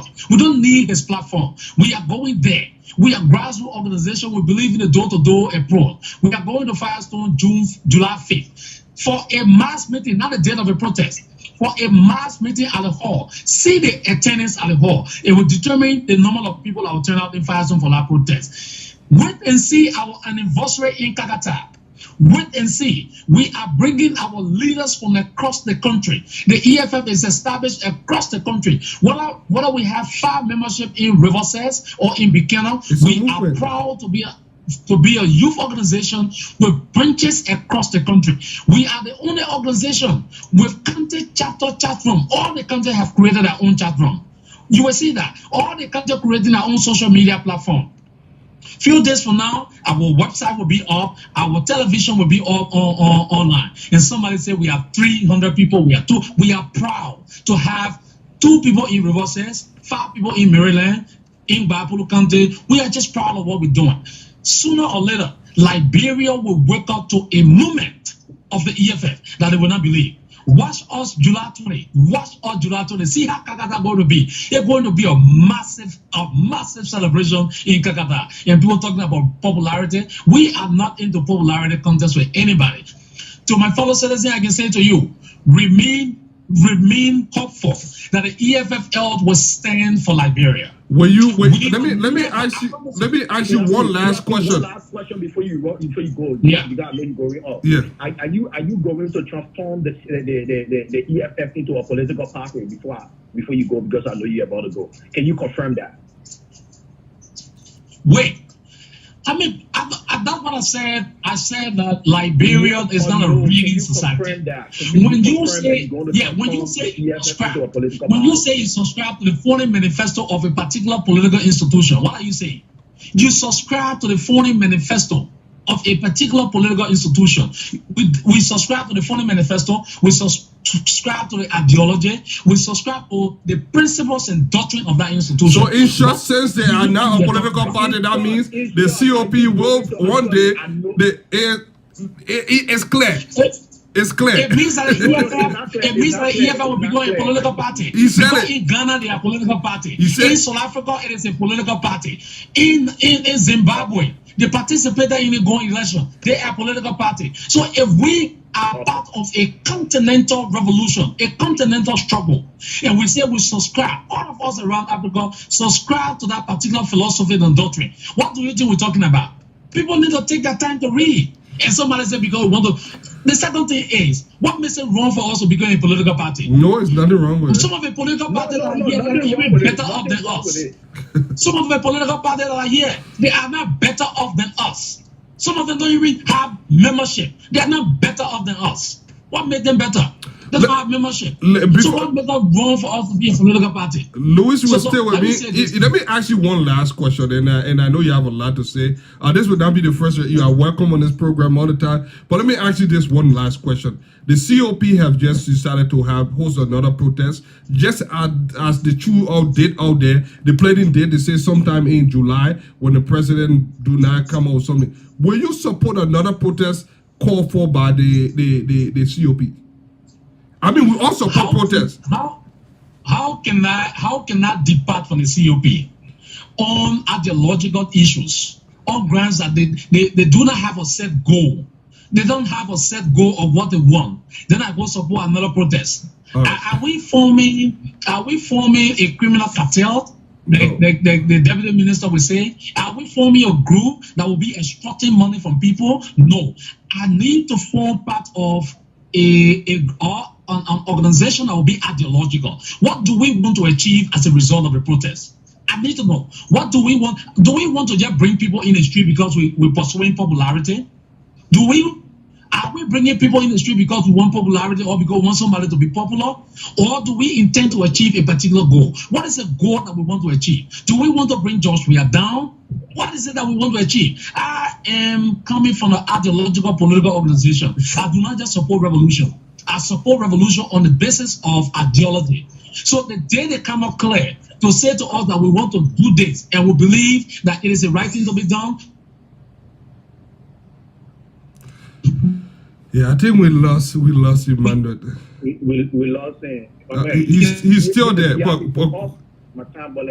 Is he on background? He's breaking up. He's breaking up. You know the video feed is he's been on for quite a while, and the video feed. But go ahead. The other people the time to call in. Yeah, go ahead. I come back to my point. A Husband cannot stand. The EFF saw their own. The COP don't have a clear goal, and why they came up with a position statement. It was a goal. they make it clear that it was not in their position to remove the president. It was very, very clear. But let me go directly to the point and give other people the opportunity to call. So if it was not, it was. How can they move the president? I don't think they have that much power. So they had a goal. If the goal was to demand certain things for the president to do. They had a petition. So you can say a group of. Did you read that petition? Did you read that petition? I read that petition. Some of the things in the petition. All right. No, I come in. There were certain things in the petition that I was not in favor, but let us understand that we are a group of people that came together with various ideas and interests to achieve a goal, to make the president to listen to some of those demands. In myself, I realized that the president, even if I was the president, I would not agree or listen to all those demands, but there are fundamental positions within those demands that I can meet as a president, or I can work toward, or make a statement or a promise that I could work toward. Have the president reach out? Have the president done anything to at least address any of those demands? The president called for a roundtable dialogue. So should I pick down the mindset of the president? No, but I believe in myself that on that roundtable the president was going to listen to some of those demands, or there was going to be opposition. If not, we go back and complete the mission. We have a mission. So if I'm going on the front line to achieve a goal, and I begin to fight my former militant within that, how would I succeed? How would I succeed? I'm not saying it's wrong to hold. So the allegations levied against, are they bogus? Some of the allegations that I levied and other people levied. They're not bogus, but it takes time off our entire goal. Why is it not as important as going after the president? How can you be going after the president for corruption at the same time you got people? Like you and I are the front line, and there are certain individuals within our group are doing senseless killing. So you won't tell me that we will forget the goal and the objective and turn against one another and start to kill one another because somebody in the group is doing wrong? Is somebody? Yes. We'll keep our focus on the prize and court martial. It's not only about the prize. For wrongdoing. What good is a prize that will be contaminated? Let me give you another analogy. What we are doing right now, we are all for destruction. We are destroying the entire It's not only about winning. I'm not going to believe. Louis, listen to me, please. Just listen to me. No, it's not about just winning. No, it's about changing the mindset. No, if it's just about winning, then we are fighting a losing battle. Because you know what? How many politicians have now won in Liberia? It was just about winning. The CDC won. It was just about winning. Charles Taylor won. No. I come in. 1 second. Let me interact and understand one another. Is the reason why politicians haven't yet achieved their goals because the very thing we're doing is the very thing that that's not it. Churches. That's not it. Churches. People break away from those churches because they don't believe in the mindset of the pastor, or sometimes the pastor will go wrong and they have their differences. They don't stay there and hold the pastor to account of it. They break away. How do you stay there and hold account? But that is what we are doing. We're saying the same thing. It's possible. No. Come on, brother. That's not what we are doing.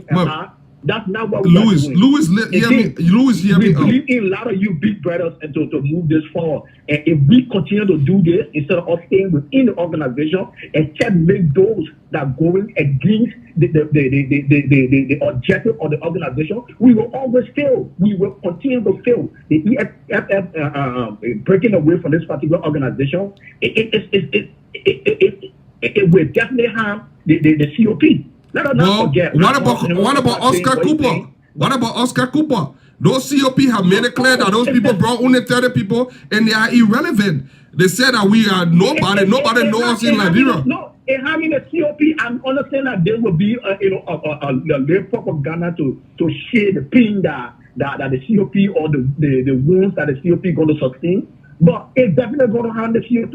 The more break away, the more. But yes, we need to harm the COP because the COP is not a good representation of the people. Let me tell you something, my brother. What you don't understand? Here's who. Says a lot of us that were on the table that have worked with those guys closely. Say a lot of us that question the way they misappropriated just few money that were given to them. Says a lot of us that question their voices. Let me tell you something, my brother. One thing we need to understand and be mindful of. It is never about just winning. Anybody can win an election. Let me tell you, one of the problems we are having in Liberia is because we are no. I'm just saying something you said about winning. That's why I say election. Let me tell you something. One of the things we need to do more than just winning and just shouting is to change our mentality. It's about setting a standard moving forward. That is the only way that we cannot give people change. The only way we can achieve change in Liberia is to change the mindset. Set a standard moving forward. And that standard should be that if we have people in leadership, they should not be people of questionable character. They should be reputable people. Because let me tell you something, your personal life, your social life directly impact your political life. If someone is corrupt socially, if someone is corrupt in their private life, if someone cannot be trusted with someone, because let me tell you something, if these people are advocating, let me tell you something, they are a heartbeat away from leadership.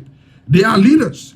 Costa is a leader. Costa could run for president. Costa has a lot of following. If you keep propelling someone against Darrell Dillon and a lot of those people, if you keep protecting them, hiding the shortcoming, only because you want to win, sooner rather than later, you will win, but those behavior that they have will remain. And you know what will happen? You will have to confront that. How can you confront it then? If you can't confront it now. So, let me it's not just about moving or fighting this president. Now, you supported the COP. I supported a protest to save the state. I have never supported the COP. Who called for the protest? The protest was started by us. It was never started by the POV.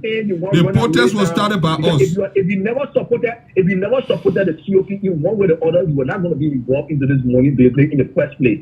You supported the idea of a protest. Yes. You saw individuals that were involved into this protest and you gave them your support. You disagree based on some financial, according to you, misunderstanding. Yes. But my position still remains clear. I believe in you. I believe in Henry Costa. I believe in Darrell Dillon and all those that spearheaded this process. But if we continue to battle one another and forgetting the objective, there can be no objective if we do not have our house in order. If we do not, you should have thought on this before. You should have thought on this from the very beginning. But I'm not only concerned about the objective. I'm concerned about the road that we take leading there. I did think about it, brother. But both of you and the Henry Costa and all those leadership, you are continue to become an embarrassment to us that believe in you people. You see, you guys don't understand. How can accountability be an embarrassment in Liberia? I don't understand it. It's not just about fighting George Weah. No, because of you, somebody gave their money. I know. Because of you, not because of Henry Costa, because of you, somebody gave their money. I agree. Somebody confronted me about that. Yeah, I agree. Take some responsibility too. Take some responsibility regardless of the situation. Yeah, I do take responsibility for whatever I did, and I want us to correct that. And we can only correct that if we hold our people. If I don't achieve because of some reason, if I don't achieve the president, listening to our cry, to yield to some of those agreements. You are not seeing the bigger picture, but brother, you are not seeing the bigger picture. The reason the president did not budge, the reason the president have become emboldened is because he do not trust. He doesn't trust the COP. He doesn't believe. Let me tell you, you listen to Emmanuel Gongwa. We're not asking the president for millions of dollars. So the president can't trust us. You can't trust us because we having concern. He doesn't respect them. So when it's not a trust us, so the president can't trust our concern to try something to it. He doesn't trust our concern because. When was the last time you heard of people talking about Samuel Twell?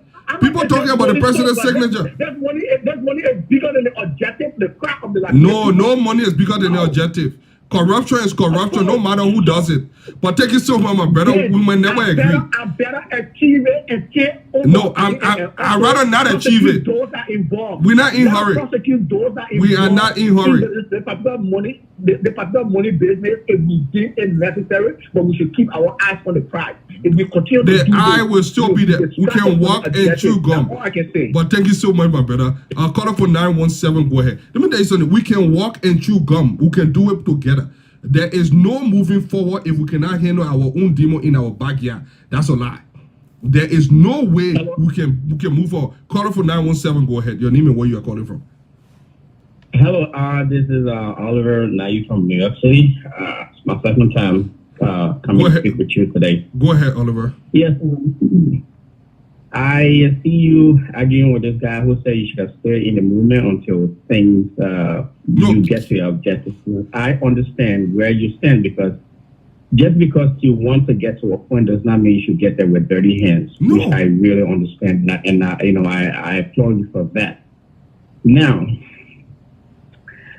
I am not part of any political organization in Liberia. I've never liked to be part of political parties, but I like people to keep the let's say the president's feet to the fire, so that the right things for the Liberian people are done. I like people who will come up and say, and say things when they are wrong, and praise the good things when they are done. Those are the type of things I like. So I want to ask you this. Mm-hmm. Now going forward, I know you have distanced yourself from the COP and see Costa, as a matter of fact, going back and forth with you guys, trying to discredit you and whatsoever it is. My question is now, from now going forward, where do you stand now? Do you still have your beliefs that you had in the beginning, or are they now different from that which the COP has? And if there's any future, what does the future look like? I would like to know, please. I still believe that Liberians have the right to protest. I believe that there will come a time in the near future, sometime very sooner or later on, that Liberians will assemble. And this time, it will not be people like Sandra Johnson or Oscar Cooper or Henry Costa or even me. It will be ordinary market women, ordinary Yana boys and Yana Jews of Liberia, the Zogos and people that are feeling disenfranchised. They will get on the street. And all we will do is to support them morally. If we have to take leadership to lead them, we will lead them. That time will come. I do believe it. Nothing has changed. What I will not accept, and what we have always talked about, and what most of us that are big on accountability are talking about, is that the group that headed this or movement, a COP that took it and went running with it, one, they did not implement it. They took a very brilliant idea and turned it into a flash mob. If you have seen a flash mob before, what happened on June 7 was a flash mob. I don't care what you say. People had a feel-good movement. They were choreographed because there was a cooperative agreement signed between the government and the COP. They signed a cooperative agreement that, hey, you will go to that place, you will leave at 3 p.m., your people will pass here and there. There is nowhere in the history of revolution, in the history of protest, that you have seen group of people that are angry with the president for, or angry with the government for whatever reason, assemble a bunch of team people, choreograph, assemble at one place. Let me tell you something. Don't be afraid. If you actually follow the crowd that were at that place, we have 4 political parties. One was the former ruling party, the Unity Party. We have the ANC, ALP, couple of people. The demographic down there was a direct representation of all of those people combined. It is easy for them to combine those people and assemble them at the Capitol building. Because you know what? Those are powerful institutions that are relevant in Liberia. Imagine if we are taking a different term, where this thing was going to be about the people, where sedition, let me tell you something, suffering is not unique to only one group of people. Seditions themselves are suffering. And something. How can we... Everybody suffers in Liberia. That's what I'm saying. How can we... Everybody's suffering. Yeah, how can we start a movement that will incorporate everyone that sedition will feel comfortable to join. There are other people that don't necessarily like Alex Comey, don't necessarily like Benin Ayure, will feel comfortable to come and join and make this about the people. That is what we were advocating. But you know what? Those guys had their own motive. They threw anything into whatever. They went on a negotiation spree. Only to say, oh, I'm regretting later on. They went on all the things. And what happened there, we all know. Some of you may not know, but some of us, at least we know what they did and the reason they were doing it. Let me tell you something what happened on June 8th. After June 7, on June 8, the only people that you see benefited from the protest were Costa. Costa became more popular. He became a household name in Liberia. He got all the international recognition. Darius Jada running for office. He probably scored some political points there. And everybody talking about Darius Jada, Mo Ali, and something. What became about the people that will show up? What has changed? People acting that June 7 saved Liberia. June 7 did not save Liberia. June 7 made Liberians more vulnerable. That was my fear. My fear was these people who are trying to gain relevance were going to use the plight of the people for their own political relevance, for their own political power. That's what it did. That's what we do. That's what it did.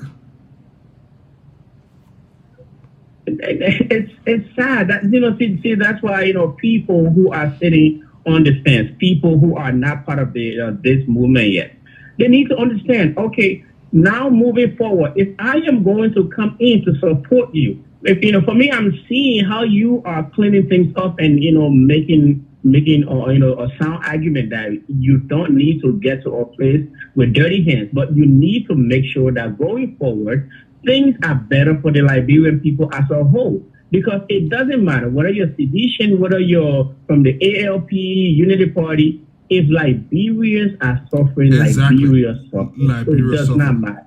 So we need a situation where all Liberians benefit. So that's why I keep on asking the questions. Now moving forward, what should we expect? What are the things that you and your brother or other people that are deserting this or COP?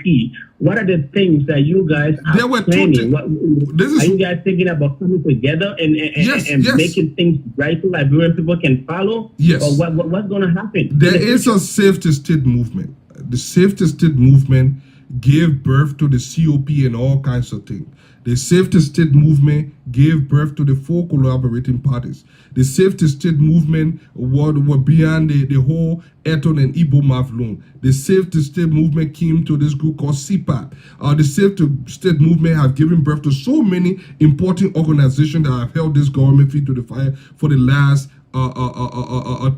16, 17 months. So I am with the Safety State movement. I believe that the movement to Safety State can bring about anybody, irrespective of your political background, your relation, your sexual preference, anything. Just Liberians that feel aggrieved and they want to vent out. So that movement is still alive, and that movement is still working on holding the government feet to the fire. What happened was group of individuals tried to hijack a very potent movement and use it for their own aggrandizement, and that is why we don't want. They have grown powerful because I take the blame, supported them implicitly or explicitly. We supported them, and now they have become a big ward in the middle, and we cannot move forward until we eliminate them from the group. Because if those guys continue to be the voice of reasoning, nobody will take us seriously. We have another June 7. We have another futile, vain protest that will be like a flash mob, and people will come there and celebrate and go home. We do not want that. If we want to attach seriousness to what is going on in Liberia, we need serious-minded people. We need competent people. We need people, not just popularity. Let me tell you something. Most people don't know about protests. One person. Look, I was reading the other day about protests. Look, there's this one guy in China that stopped an army of in Tiananmen Square, an army of tanks. Muhammad Ali refused to go to fight World War II because he believed that it was an unjust war. At that time, it was not a popular thing to do because when the government was recruiting, you could have gone to jail for that thing.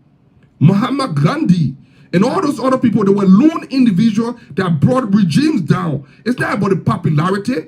One person in Algeria, Ben Ali, set himself on fire and sparked the Arab Spring. It's not about quantity, it's about the quality and the outcome. What was the outcome of June 7? The outcome of June 7 was Samuel Toy is still where he is today. The president is more powerful than he is. He's going after those people. And then Yeke Koluba. What became of Yeke Koluba? He was thrown under the bus. Yeke is being diplomatic about this thing. Why is it that the government is not going after COP people? Some of you need to understand. Why is it that only Yeke Koluba, Martin Cody, and the real people that were in the vanguard of this struggle, why is it that only those people the government going after? When the big people that got a big platform and the big noise making, why is it that the government have not even touched them? Why? Because you know what? They are no threat to the government. They are with the government. They are secret agents of the government. We all know the whole trick. You sit down there, you're a bunch of people just sit down to be used. Have you seen the president even mention any of those guys? Because they know that they can be bought. The people only go after people that cannot easily be bought. Let me give you a last point. There are things that came out. Let me put this out to you. I'm not sure how serious this allegation is. People are saying in the vein or in the process of bringing up this whole June 17th, people like Ure set up his daughter without any type of, inside political party context and just put her there. My daughter is going to be so-and-so person, vote for her and whatever it is. Use the people during the June 7th so that you can push your people forward. And it's a sad thing. It's a sad thing when this thing came about. I wasn't in favor of it because I was afraid that a protest might destabilize things. But I wanted to listen to a voice of reason, a voice that would say something good. Every time you listen to Costa, and my biggest problem with him is that everything he says about the president, everything he says about somebody he does not like, comes with an insult. And I don't like people who like to do cooking all day. What I like is for you to tell me why I should follow you and not the president. For you to tell me why I should be on your side. What makes you better than the next person? What is there for the Liberia as a whole to profit? What are we going to benefit by doing this? These are the kind of things I like. I saw through Costa's live because everything Costa would preach was about I, me, myself. These are the kind of words he uses. And even if you disagree with him, Costa is going to block you on his platform. And that's how he did things. He did not want to listen to that's his style. But let me get this other caller on. Go, got a few minutes. Let me get this other caller. Thank you so much. Caller from 502. Go ahead. Lower your monitor. 502. Go ahead. Caller, can you lower your monitor? Caller from 502. Your name and where you are calling from. Good afternoon. Good afternoon. Go ahead. Your name and where you are calling from. I'm calling from Kentucky. Go ahead. I have a question to ask you, dear.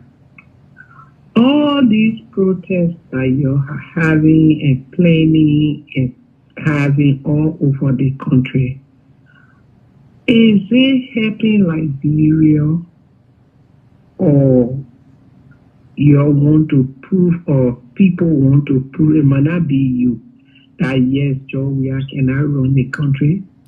I don't think it is helping Liberia. It is helping Liberia. Let me tell you how it has helped Liberia. When 16 billion and 25 million got missing, the protests pressured the government. Kroll came in. The president investigative task force came in. He convened a panel to investigate the money. Charles Saliv was thrown in prison. Milton Weiss was thrown in prison. Now they are out there. It brought some seriousness to the discussion. Did we get everything? Are they convicted yet? Are we satisfied with the result? No. But it brought pressure. Not only domestic pressure, but international pressure. Protest is a hallmark of every democracy. In America, when black people are being shot, and nobody can think about Black Lives Matter came about. When people were stealing people money on Wall Street and everything, and the Occupy Wall Street came about. Protest. It's just a citizen way of telling the president that, hey, we are not happy. It's not meant to be rosy. It's not meant to make the president comfortable. It's just there to tell you, hey, you probably sleeping on the wheel. Wake up. That's all it is.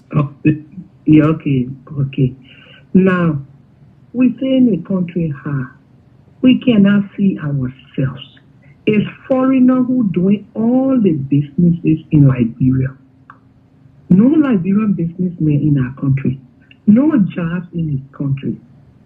The people are going begging for people to come in the country, for investors to come. The investors are also saying they are afraid because the country not safe the way we protesting. Protest also leads to riot. Are we going to continue protesting like this? How you expect, you are civilized man, you are educated person. Who you think will come invest in their money in a country where the people are protesting every other week, every other month? It costs him. It costs him more. It's true. It's true. You made a salient point, but you have to look at it both ways. If you look at the US, you look at other countries. I don't know how many countries that you have traveled. If you look at other countries, the first thing you need to ask about is, why are people protesting? The reason people do not just protest here every day to disrupt the economy is because, you know what? The government officials are doing the work.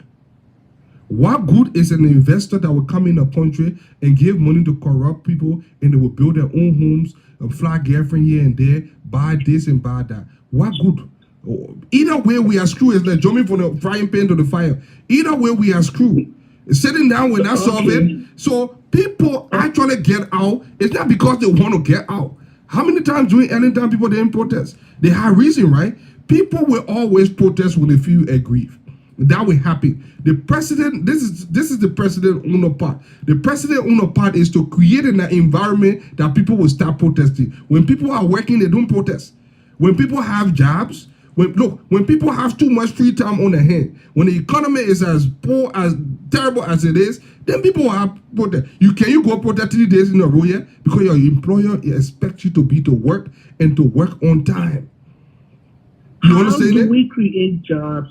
How do we create jobs? How jobs will be created? How many private sectors do you have in a country? In America here, the private sector controlling this nation, the economy is in the private sector here. You cannot fool nobody. But the government is still the highest employer. The U.S. government is still the highest employer.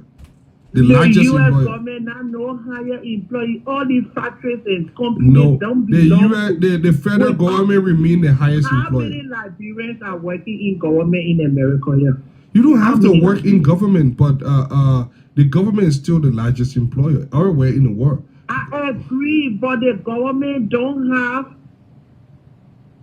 right now no job because all the companies finish running away from the country. You know, between you, God, and me, when they were in our country there, for all our years, they had all the NGOs were there.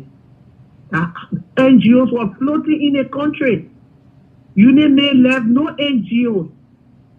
So that's why no job in the country. Like when Union May was there for the 12 years, that one was backing early, they couldn't notice it because the NGOs were floating in all the counties. The people had to carry on their way. So they were putting the US dollar to pay their employee, the NGO were pouring the US dollar there. That is half of the problem. That is half of the problem. That is half of the problem. That is half of it, but let me tell you one of if you protest, if you are coming, we think together. We don't talk together. You got a platform. I'm a Liberian too. I'm concerned about the country. That my country, being America, is not safe heavy. That my country. If we keep protesting, it will bring the investor. It will create jobs. If you protest tomorrow, all the people go in the street. That the same day the government will create jobs, or that the same day the US dollar. Why are they protesting? I thought it's supposed to be a process that they will work. Why say are they just protesting? go for dialogue, go to the round table. Why you can go sit with Jovia and carry all the ideas so you can put it together to work in the interest of your country instead of staying outside and making people to feel that they are they suffering so bad, so they will always go in the street. Why you're the educated ones who got all the skills cannot go and sit with the government and have to put ideas? I thought that when a group of people bring all their wisdom and their knowledge together, that it can build something instead of dividing. You got your idea, you got your group. The person got the idea, they got their group. Why not you go for the dialogue? You're the good people say dialogue. Why you can't go sit together? Well, the old people don't so sit you together. just let me talk about Una. You talk about dialogue. Yes, they wanting to dialogue. The president have had how many dialogue with the people? About 4 or 5 dialogues. What became of those dialogue? People are not protesting because they believe that protests will bring job. People were specific about protests, about what they demanded during the protest. Part of the demand was $25 million. If you don't care about the $25 million that was probably misappropriated as you are about the economy, then you are not sincere. If you don't care about people amassing wealth and people cannot give account of how things going on in the country, then because let me tell you something. Investor will not come in the country, whether people protest or not. No investor will come in the country that have a history of corruption. No investor will come in a country that lacks accountability. Direct foreign investment comes to our country based on so many factors. And some of the reason we are protesting is so that the government can initiate the good governance that will bring about companies and they will be able to sit at home. So protest in itself is not because the people believe that it will bring joy, will solve all the problems. It is to hold the government feet to the fire so that the government can do the right thing so that those companies can come in. Because those companies, they're not coming in that country because you know what? The government is not doing the right thing. So people all over do it in America. That is part of democracy. If you believe in democracy and not autocracy, then you will support protests. No matter how much it hurt the economy, it is a tenet of democracy. You cannot be a democratic. If the company don't come, then how the job will be created? Because in every country, the company not coming because they don't trust the government. They don't trust the country. How you know? Any company not call you and tell you say we're not coming? Well, that what made me an educated person. I know that companies look at so many factors. When you go on the CIA facts book, you will see why. Look, companies, American companies, do not go in any area that they do. When you see global winners and all the different integrity institutions giving rating about company, they're not just vain things because they want to throw it out there. People know how. So you like the idea company not coming? Who's suffering it more? No, I don't like the idea. I want us to create an environment that those companies will come in. And how can we create that environment is by holding the president feet to the fire, letting him to know that, hey, when you do this, the companies will come in. When you do that, they will not come in. They will shy away. Nobody will come in a country that people cannot give account, that government official asking for bribe. Look, you have to strengthen your anti-graft institution. You have to let the people know Will you? All right, let me ask you one question. Will you take your money? Will you take your money, your retirement or hard-earned money, and just sit down and say, you know what? I'll go to the library. I will give it to my brother because I want him to do business. Why will prevent you from doing such a thing? It's because you want people that will give account for that money, because you want people that you will not lose your money. Businesses will not see an environment. It's not because of protesters. No. They will not go in a country based on so many factors, and protest is just the least of them. All this thing here, anybody have brought any people, any company have ever go to Liberia, say George, we have to go and put money, invest in our country and the money lost to say the government, or any country has sent money to George, we are saying he be power to say, oh, they sent so amount. Yes, and they took yes. Just a few months ago, the European Union, 9 different diplomatic missions, something that is completely unprecedented in Liberia, wrote the government and signed a signature that the government need to stop taking the money from the central bank.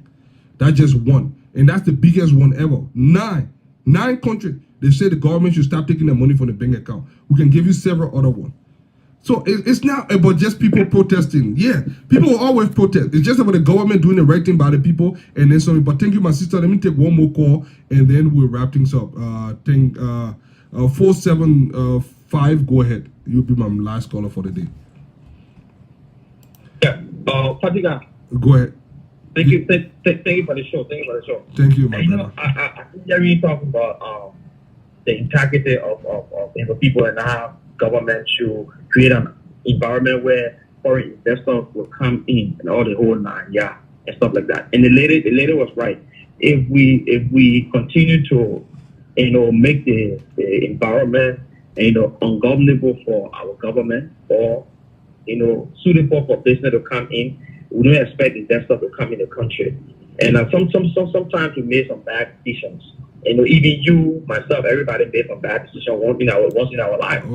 You on record by saying you supported Bernard Ure. If you knew then the character of Bernard Ure, I don't think you were ever going to support him. I did my own background investigation on Mr. Ure before supporting him. I don't believe in innuendos or backyard gossip. I believe in facts. Mr. Ure, that most of you claim is a criminal, he stole this, he did that, and with several different reports, himself have told you and told me that he's willing to go to war and economic crime court. If someone can tell you that thing, if that doesn't convince you to support them, then I don't know what. If you claiming that, the man will go to jail. So far, that's what he said. The fact is, he said it. We didn't say it. It was proven from an investigation that the world recognized. Which investigation? The TRC that everybody today say we should implement. The TRC have not indicted anybody. People went there and willingly give their information. How can you start to see the TRC that have not indicted anybody? In the TRC report, he got counts on his head. 7 different counts on his head. He has been spotted on the blacklist to not even travel to the United States of America. That doesn't mean that it is true. He came to Canada. He can travel. But he couldn't come to the United States of America. That's his business. There are other people in Liberia too that can come to the US for some other reason. Exactly. What I'm saying here, the point I'm making here is, if you knew that his character, you were not going to support him in the first place, because from what you say now as a man of integrity.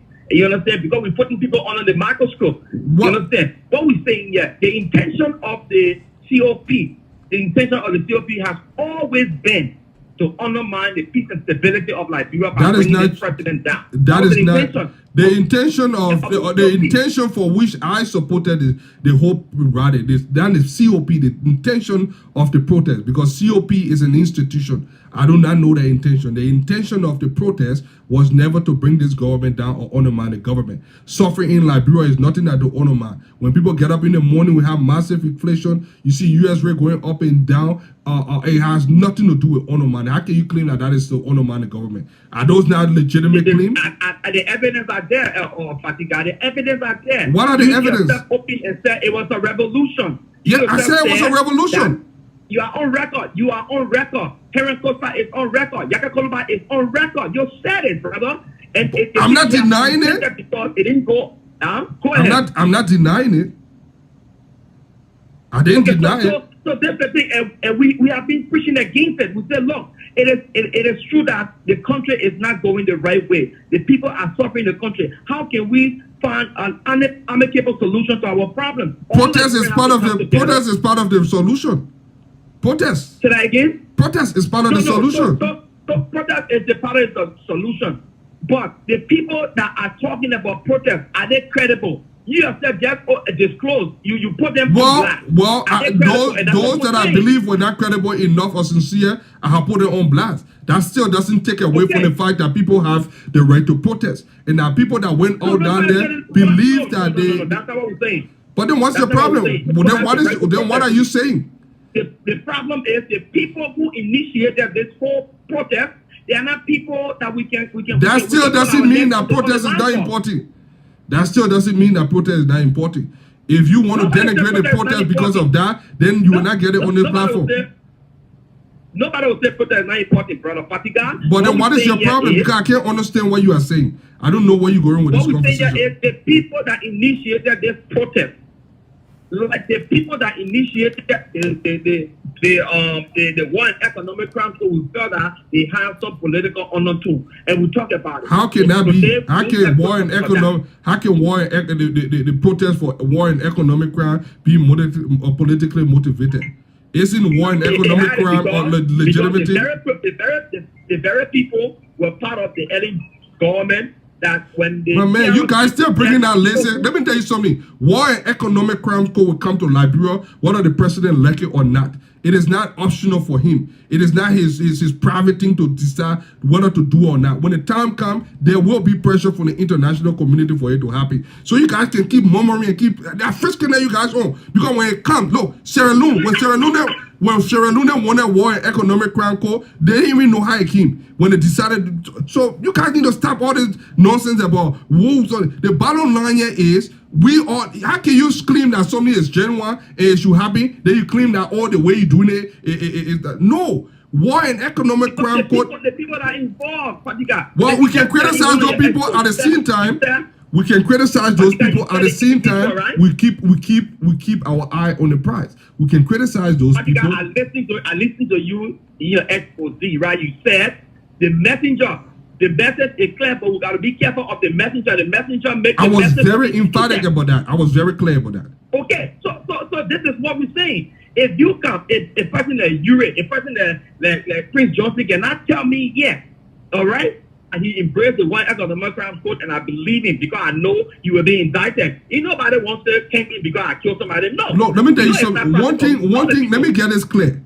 Let me just get it clear. I never said that Costa should not lend his voice to protest. I never said that Yuri should not lend his voice to protest in war and economic crime. If you listen to my podcast, as you claim, I have consistently said that the face of it should be ordinary people. People like us, people like Costa, people like Yuri can be agitators. They are influential. Costa is very influential. Costa has a lot of following. He can agitate people. He can move people based on his philosophy. But I think that when it comes to the leadership, being in the forefront, in the face, they should not head it. That is all that I have said and consistently said. And the next thing we talk about was accountability. Hold on. Don't just mix everything up so that you can confuse the people. The next thing we talk about was accountability. So my beef with the COP and something, there should be a clear distinction between what we are advocating for you to come think that, oh, this, yeah, I'm speaking for CDC now, so it's a joyride for CDC to come and score political point. No, I'm very emphatic and have been very clear about what we are talking about. We talk about accountability within the COP. What they did with money, that was clear. I have never said that Costa should not voice his opinion or Costa should not be a voice that will advocate for protest in Liberia. No, I have never said it. The only thing that I have said, they should not be the face. So do not take away from the protest or those people that went out there. They had reason to go there. If Costa will be one of the people, if Costa will be one of the people that will lead them to go there, that's fine. I believe that even as he is doing it, he should be transparent. There should be accountability in the protest. And that is all I have said, and that is where we are today. So never you try to take away from the protest. I hold strongly to your belief, and I believe, and I can spread it anywhere that the messenger of the message can make it good or can make it bad. Yeah. In fact, that even the Costa man by association, you understand, he's not a good advocate. So even for anything. Well, that is your opinion. I think Costa has a voice. You can use it for whatever reason. Who Costa associate with the same Benina Yuri? We're still talking the same thing. Look, let me tell you one thing. I don't understand your point because I want to know what you're heading so I can be able to. Because if you are insinuating that the protest is irrelevant because of Costa, then I want you to be specific. I don't know what you just throwing all talk. You're not saying nothing. The protest itself. I'm saying something, but you're not getting what I'm saying. All right, make me to understand. Unlike other protests, right? We didn't make noise about it because the message was clear. Liberia, the country Liberia is going through a lot right now. We need people, like you said, like market women getting on the street, young boys, teachers who are feeling the pinch of the economy getting on the street. Not people who cause us to go through what we're going through to tell us that they can save our state. No, they cannot save the state. And now that's been our argument from day one. That doesn't exonerate to prevent them. To see a strong voice like you to start with them is the problem we are having now. I was not siding with him. I was siding with the mission. I was siding with the mission. You see what I'm saying? It failed. That's what I'm saying. So if you have been a neutral person to say, look, we're not going to recognize you guys that are grateful feeding what they feel and let them grateful decide for themselves. But that is what we are doing.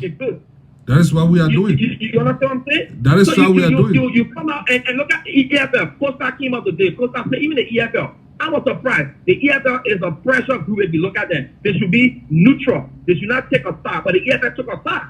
And it backfired on them today. How did they take a side? This was a mission of save the state. This was not a Costa or COP protest.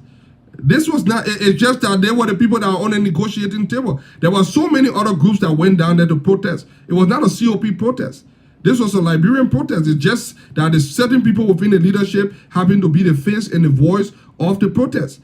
So the protest kind of lost its meaning. But that still doesn't take away from the fact that the people had it right. Next time will be better, but that still will not prevent people. Thank you so much. Brother, I think the organizing next time they give the common people the chance to have their say. That's what we're advocating for. Thank you so much. Thank you so much. Caller, let me get this one last caller the chance. Caller 872, go ahead. Hello. Hello, go ahead. You will be our last caller for the day. Yeah. These people keep saying, "Oh, look at the people that are leading the protest." You look at the people that we are around. We are exactly all the people that we are government. All of your head dirty, and you want to pick and choose and be selective. That's all I do not understand. This man, we are, and all the citizens, including me, doing 2005, 2011, when we were in the CDC something party, we were, the message was, we want war and economic crime court. What they call him, all these guys that used to sit on the street and protest every night. And some of other in the diaspora, we were supporting that. But then now that they become president, and he has all the excuses in the world for against the war crime court. What is bugging you? Are you part of the war, Mr. President? No. So why are you fighting it? What they said, oh, we want to get you to court? No. He's fighting it. That's why some of us have problems and say, okay, you are protecting people. You in 18 years. Kwame, they want in 18 years. But you have Kuku Dennis. You have, the other day, months ago, we had Edwin Snow and your fact and fashion minister fighting at the police station. Now they are hunky doubly. We have, I can lean there and go on. The list is on. So you can, everybody, most people in our country fought the war. They were part of the war. If there are some people coming out, and people will be like, you beyond Yeka Kaluba? Hell yes. Yeka Kaluba, someone, anybody that is ex-rebel or whatever, and come and say, you know what? Come and prosecute me and take me to court. I will say here aside. Exactly. But anyone that is fighting against it, then you have something to hide. And that's the message you guys are pretending not to hear. What is it? Are they coming to a poor house to come and take their money? No. They say, are they going to be open? The only time open now may be more afraid of it because the 16 billion and the 25 billion that lost. Maybe that's why now he's afraid. And we're not going to stop. The same way you're fighting, we're going to fight. So if somebody that wants peace, he came first, we should make peace in our country and everybody should get along. Just when you start realizing peace to come, during Ellen time, you were throwing casket, and I'm not saying Ellen, don't get me wrong. We used to be on TMC, I used to attack there about Ellen, because Ellen herself brought it, she contributed to the war. Well, now you guys have a problem with it, so I'm like, some of you that have problem with it, it looks like you're a part of the war too, and that's why you're fighting. When they brought about model, we are supporting model. Someone like me, I'm like, I will lay my hair one side. although I don't believe it, but on my other side, it'll be like, okay, people that are fighting, we should do this. Another lady came on and say, but when you're doing this, then investor can come in the country. 16 million loss. Is this investor going to give you money? When they hear 16 billion disappear, no accountability, then 25 million, your minister of finance say he infused money, the next day US dollar 300 to Liberian dollar. Are we the one that causing it? Is he doing anything better than people? These young guys broke the deal that they were the crocodile deal they were making. I know with the airport with all these people there that are then break the news. None of them ever come on one day and contradict these guys and say, no, Liberians, these guys are lying. This is it. No. Anytime they break them up, they pull out their data deal, you get angry, you're the supporter. You're turning blind eye. It's like, oh, because the person is your child or that you're relative, you're going to let them just be sliding. And that is what's going on. That's going to suffer us. All the Nigerians and Sierra Leone next door. As soon as the man came, he said, you know what? All these people I want to see their property. Why we didn't do that? Then he called, he said, my Ellen. And my Ellen, he said, no money in the bank. She came by the next day, contract did you lie, running in the bank. You never went back and said, no, Madam Ellen or my Ellen, that's not true. This is that. It's not transparent. He's the crocodile behavior where he brought a whole thing. And why people not going to come, then because of us. We protested because we want him to change the behavior. So when you love somebody, you tell them the truth. I don't hate we are. But I'm going to, and not because me and we are from the same mother or from Great Judea, I'm going to keep saying, or because you don't commit a role, they have to say, oh, No, I want to know what that 16 billion is. I want to know that 25 million that lost. I want to see if Ellen is corrupt doing her 12 years, bring her, prosecute her, and all her government officials. That's what we want. Thank you, Thank you. She was fired up. Oh, I'm mistaken it to one call. Caller from 215. Go ahead. Yeah, how you doing? My name is James. I'm James, calling from Philadelphia. Go ahead. Yeah, my brother, I keep laughing. I just sit there and laughing. Which one of the political parties is that? But I ain't got crooks, ain't got criminal, ain't got killer. I know. Ain't got. Which one of the parties that the whole country is contaminated and polluted. So yeah, I want to name me one party. Okay, let's forget about political party. Let's go to the churches. Name me one of the church in Liberia. I ain't get no killer. I ain't get anybody bad. Everybody honest in it.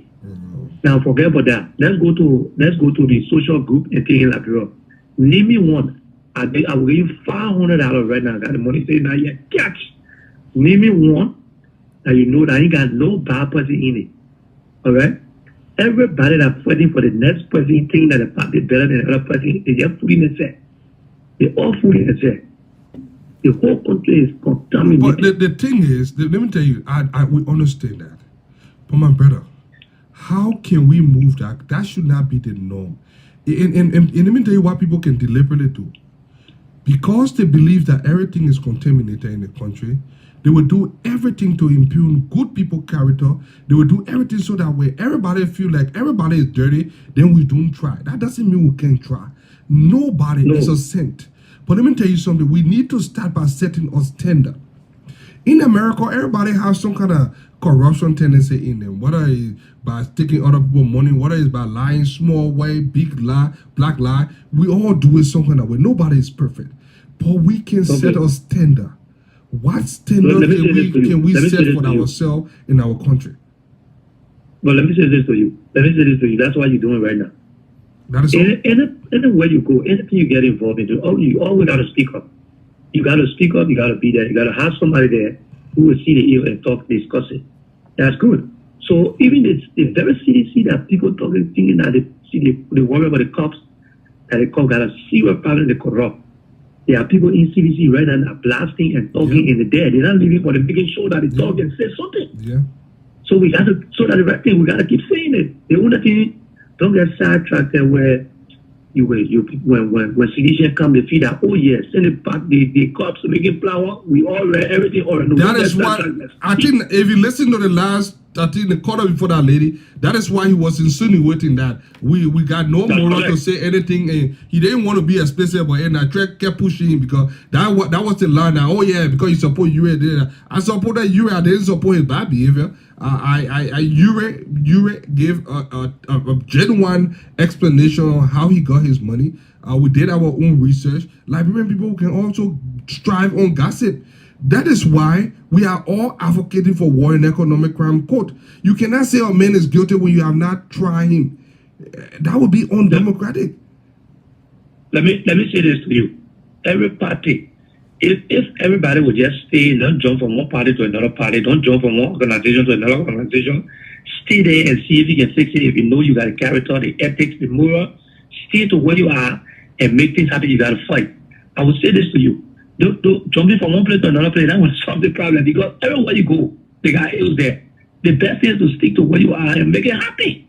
You gotta make it happy, because I will say this to you.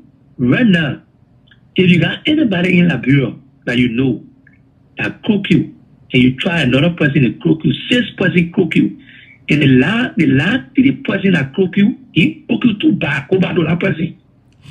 Don't move forward. Go back to that person and already crook you, but you gotta measure the crookedness. You get what I'm saying?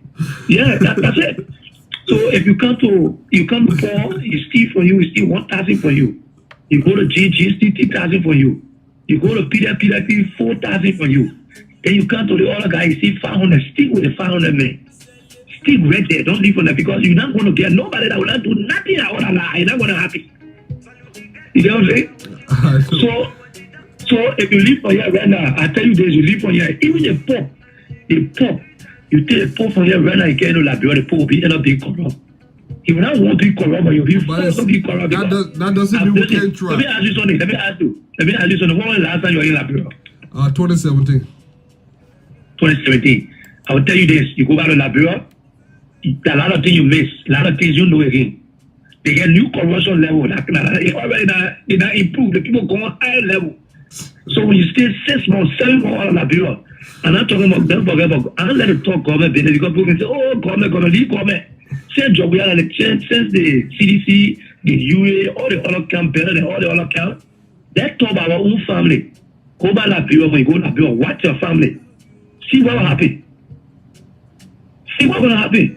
So if cops got people with no credibility, you're not correct, and everybody looking at it, and at least they can pull people together and hide behind here and can say we're suffering and we know the truth that people suffering. I'd rather stick with the cops. No, we gotta fix it. We can try. Let me tell you something. If we do not change that paradigm, we do not change our mindset, we'll keep giving. Let me tell you what will happen. Let me tell you what will happen and why we should speak up. You will support the cop because you want them to do your dirty job, get at the president. But let me tell you what will happen. Pretty soon, cop will succeed. And they will probably disrupt this government and make the government unpopular. And then the president, will move from power. And then you will have a cop problem. And probably that cop problem will be worse than the problem. And you know why? You have not solved the problem. You have just given new group of people an opportunity to do exactly what the old group of people did, and probably even with more sophistication, but better. To move Liberia let me tell you forward. It can be done. It can be done. Let me say this to you. Gen 1 change can come to Liberia, but we have to change that mindset. Okay, that's correct. But let me say this to you. You're already in there. You're making it happen. Before they can succeed, everybody will know that you gotta watch yourself. You don't give a man power and take that much power and take it from him easily. Let me tell you why. The reason some people listen to us. We have people in Liberia that are probably not as educated as us. There are probably people in Liberia that are not as knowledgeable as us. We call them Zoko, we call them names, we say they are crazy, they are stupid, they keep following George Weah. But those people take the cue from people like us. They listen to us, they follow us, they believe us. You cannot tell them that you support something and then at the end of the day you say, you know what, we only support them to get rid of that thing. That is how it has been in Liberia for long. Let me tell you, we can get this right. We need to be patient. It's not a hurry thing. George, we got 5 years to go. We can attack George. We at the same time, we set a nice clean table that will move it. Let me tell you, we replace Charles Sitter with Erling Johnson Sirleaf, in George Weah, and there's a pattern here. The pattern here is we keep replacing one bad leader with another. It's because we are not patient enough to set a standard. We do not have institutions. The difference between strong nation and successful nation and poor nation like our nation, it's not about mineral wealth. It's not about the age of the country. It's about those strong institutions that they have. The respect for the rule of law, the respect for the institution, placing emphasis on integrity, having punctuality, all those different things that we enjoy in the West that we do not take for granted here, that people take for granted in Liberia. That is what make a country successful, the economy booming. That's some of the reason. So if okay, let me ask you something. Let me ask you a question quick. Yeah. All the things that are going on, I know I saw a little quick press conference with I think EFL. I know EFL also did. Yeah. According to what I gathered, they said that they were asking for cops to replace the leadership. They wanted certain guys in the leadership to be replaced. They asked for transparency. They asked for accountability of the okay, transparency. Now, was there any answer? Did they answer you? Did they say yes or no? Or the anything? same answer they gave us is the same answer. These guys are adamant about leadership. They want to hear something that will not work for the Liberian people. And we cannot knowingly declare conscience follow it. No. Let me say this to you. In Liberia, the Republic of Liberia, we got good people in Liberia. We got competent people in Liberia who can do the work. The only thing I would tell you is they need to step up to the plate, and we got to create the environment so we can push them forward. Because if they continue to sit up in Liberia, I'll tell you this. Those that succeeding, the people you see succeeding in Liberia, most of them, they got the opportunity they can get up and go and move. The crooks move. Let me tell you something. The crooks are more powerful. They are more vocal. They got bigger platforms. They move because they work. No, because they work. Competent people are not showmen. Competent people, you barely see boastful. Competent people are people that are more moderate. They are more subtle in their approach to things. That is why competence bring. That is why education bring. When people you become more modest. I understand. So I understand that, but they got to understand that those are here. Because I'll tell you this: we outside. You can ride it. You can do everything you can do here, but you don't live in Liberia. Those who are competent, who got the ability and they know they got the ethics, the more they got to step up. You cannot look at things the other way. Sally, they got to step up. Sally, you can't be silent. You got to step up. They got to step up because guess what? The crews are working. They work 24 hours. They don't play. I think all the guys that succeed and they're getting what they want to get. Let me tell you something. To see is not an easy thing. You gotta be smart to see. That's not something you can just say that again. It can't happen one night. No, the coach works. So if you go to school and you got the ethics, you got the morals, so you got to step on the play. If the coach succeeding, you got to come to yourself and say, no, I got to succeed. Then I got to work harder than the coach. I don't want to hold you up, my brother. I don't want to hold you up. Thank you so much. All right. Relax. One folks who gotta go. I do not want to leave, but I have to leave. It was nice allowing me into your hearts, into your homes. This one is called Wimfung.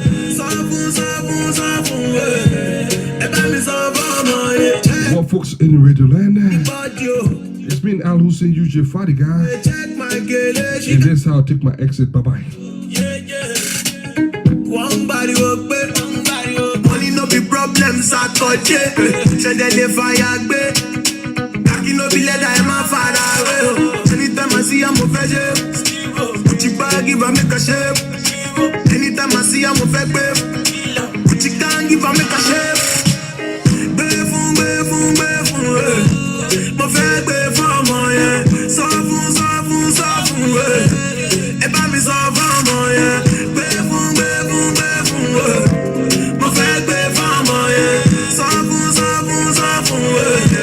ẹ bá mi sọ fún ọmọ yẹn. She wanna do me, use me. She wanna leave me like say she be. To the next level. Radio Africa, your nostalgic radio.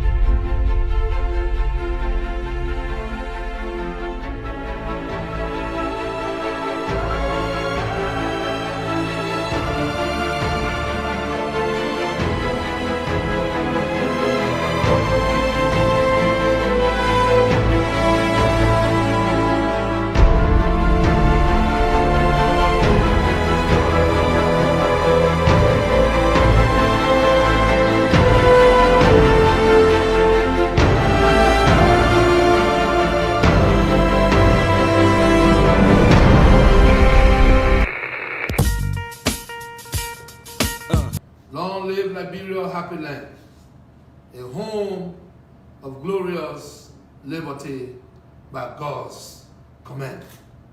God bless Liberia and save the state. I do. Save the state.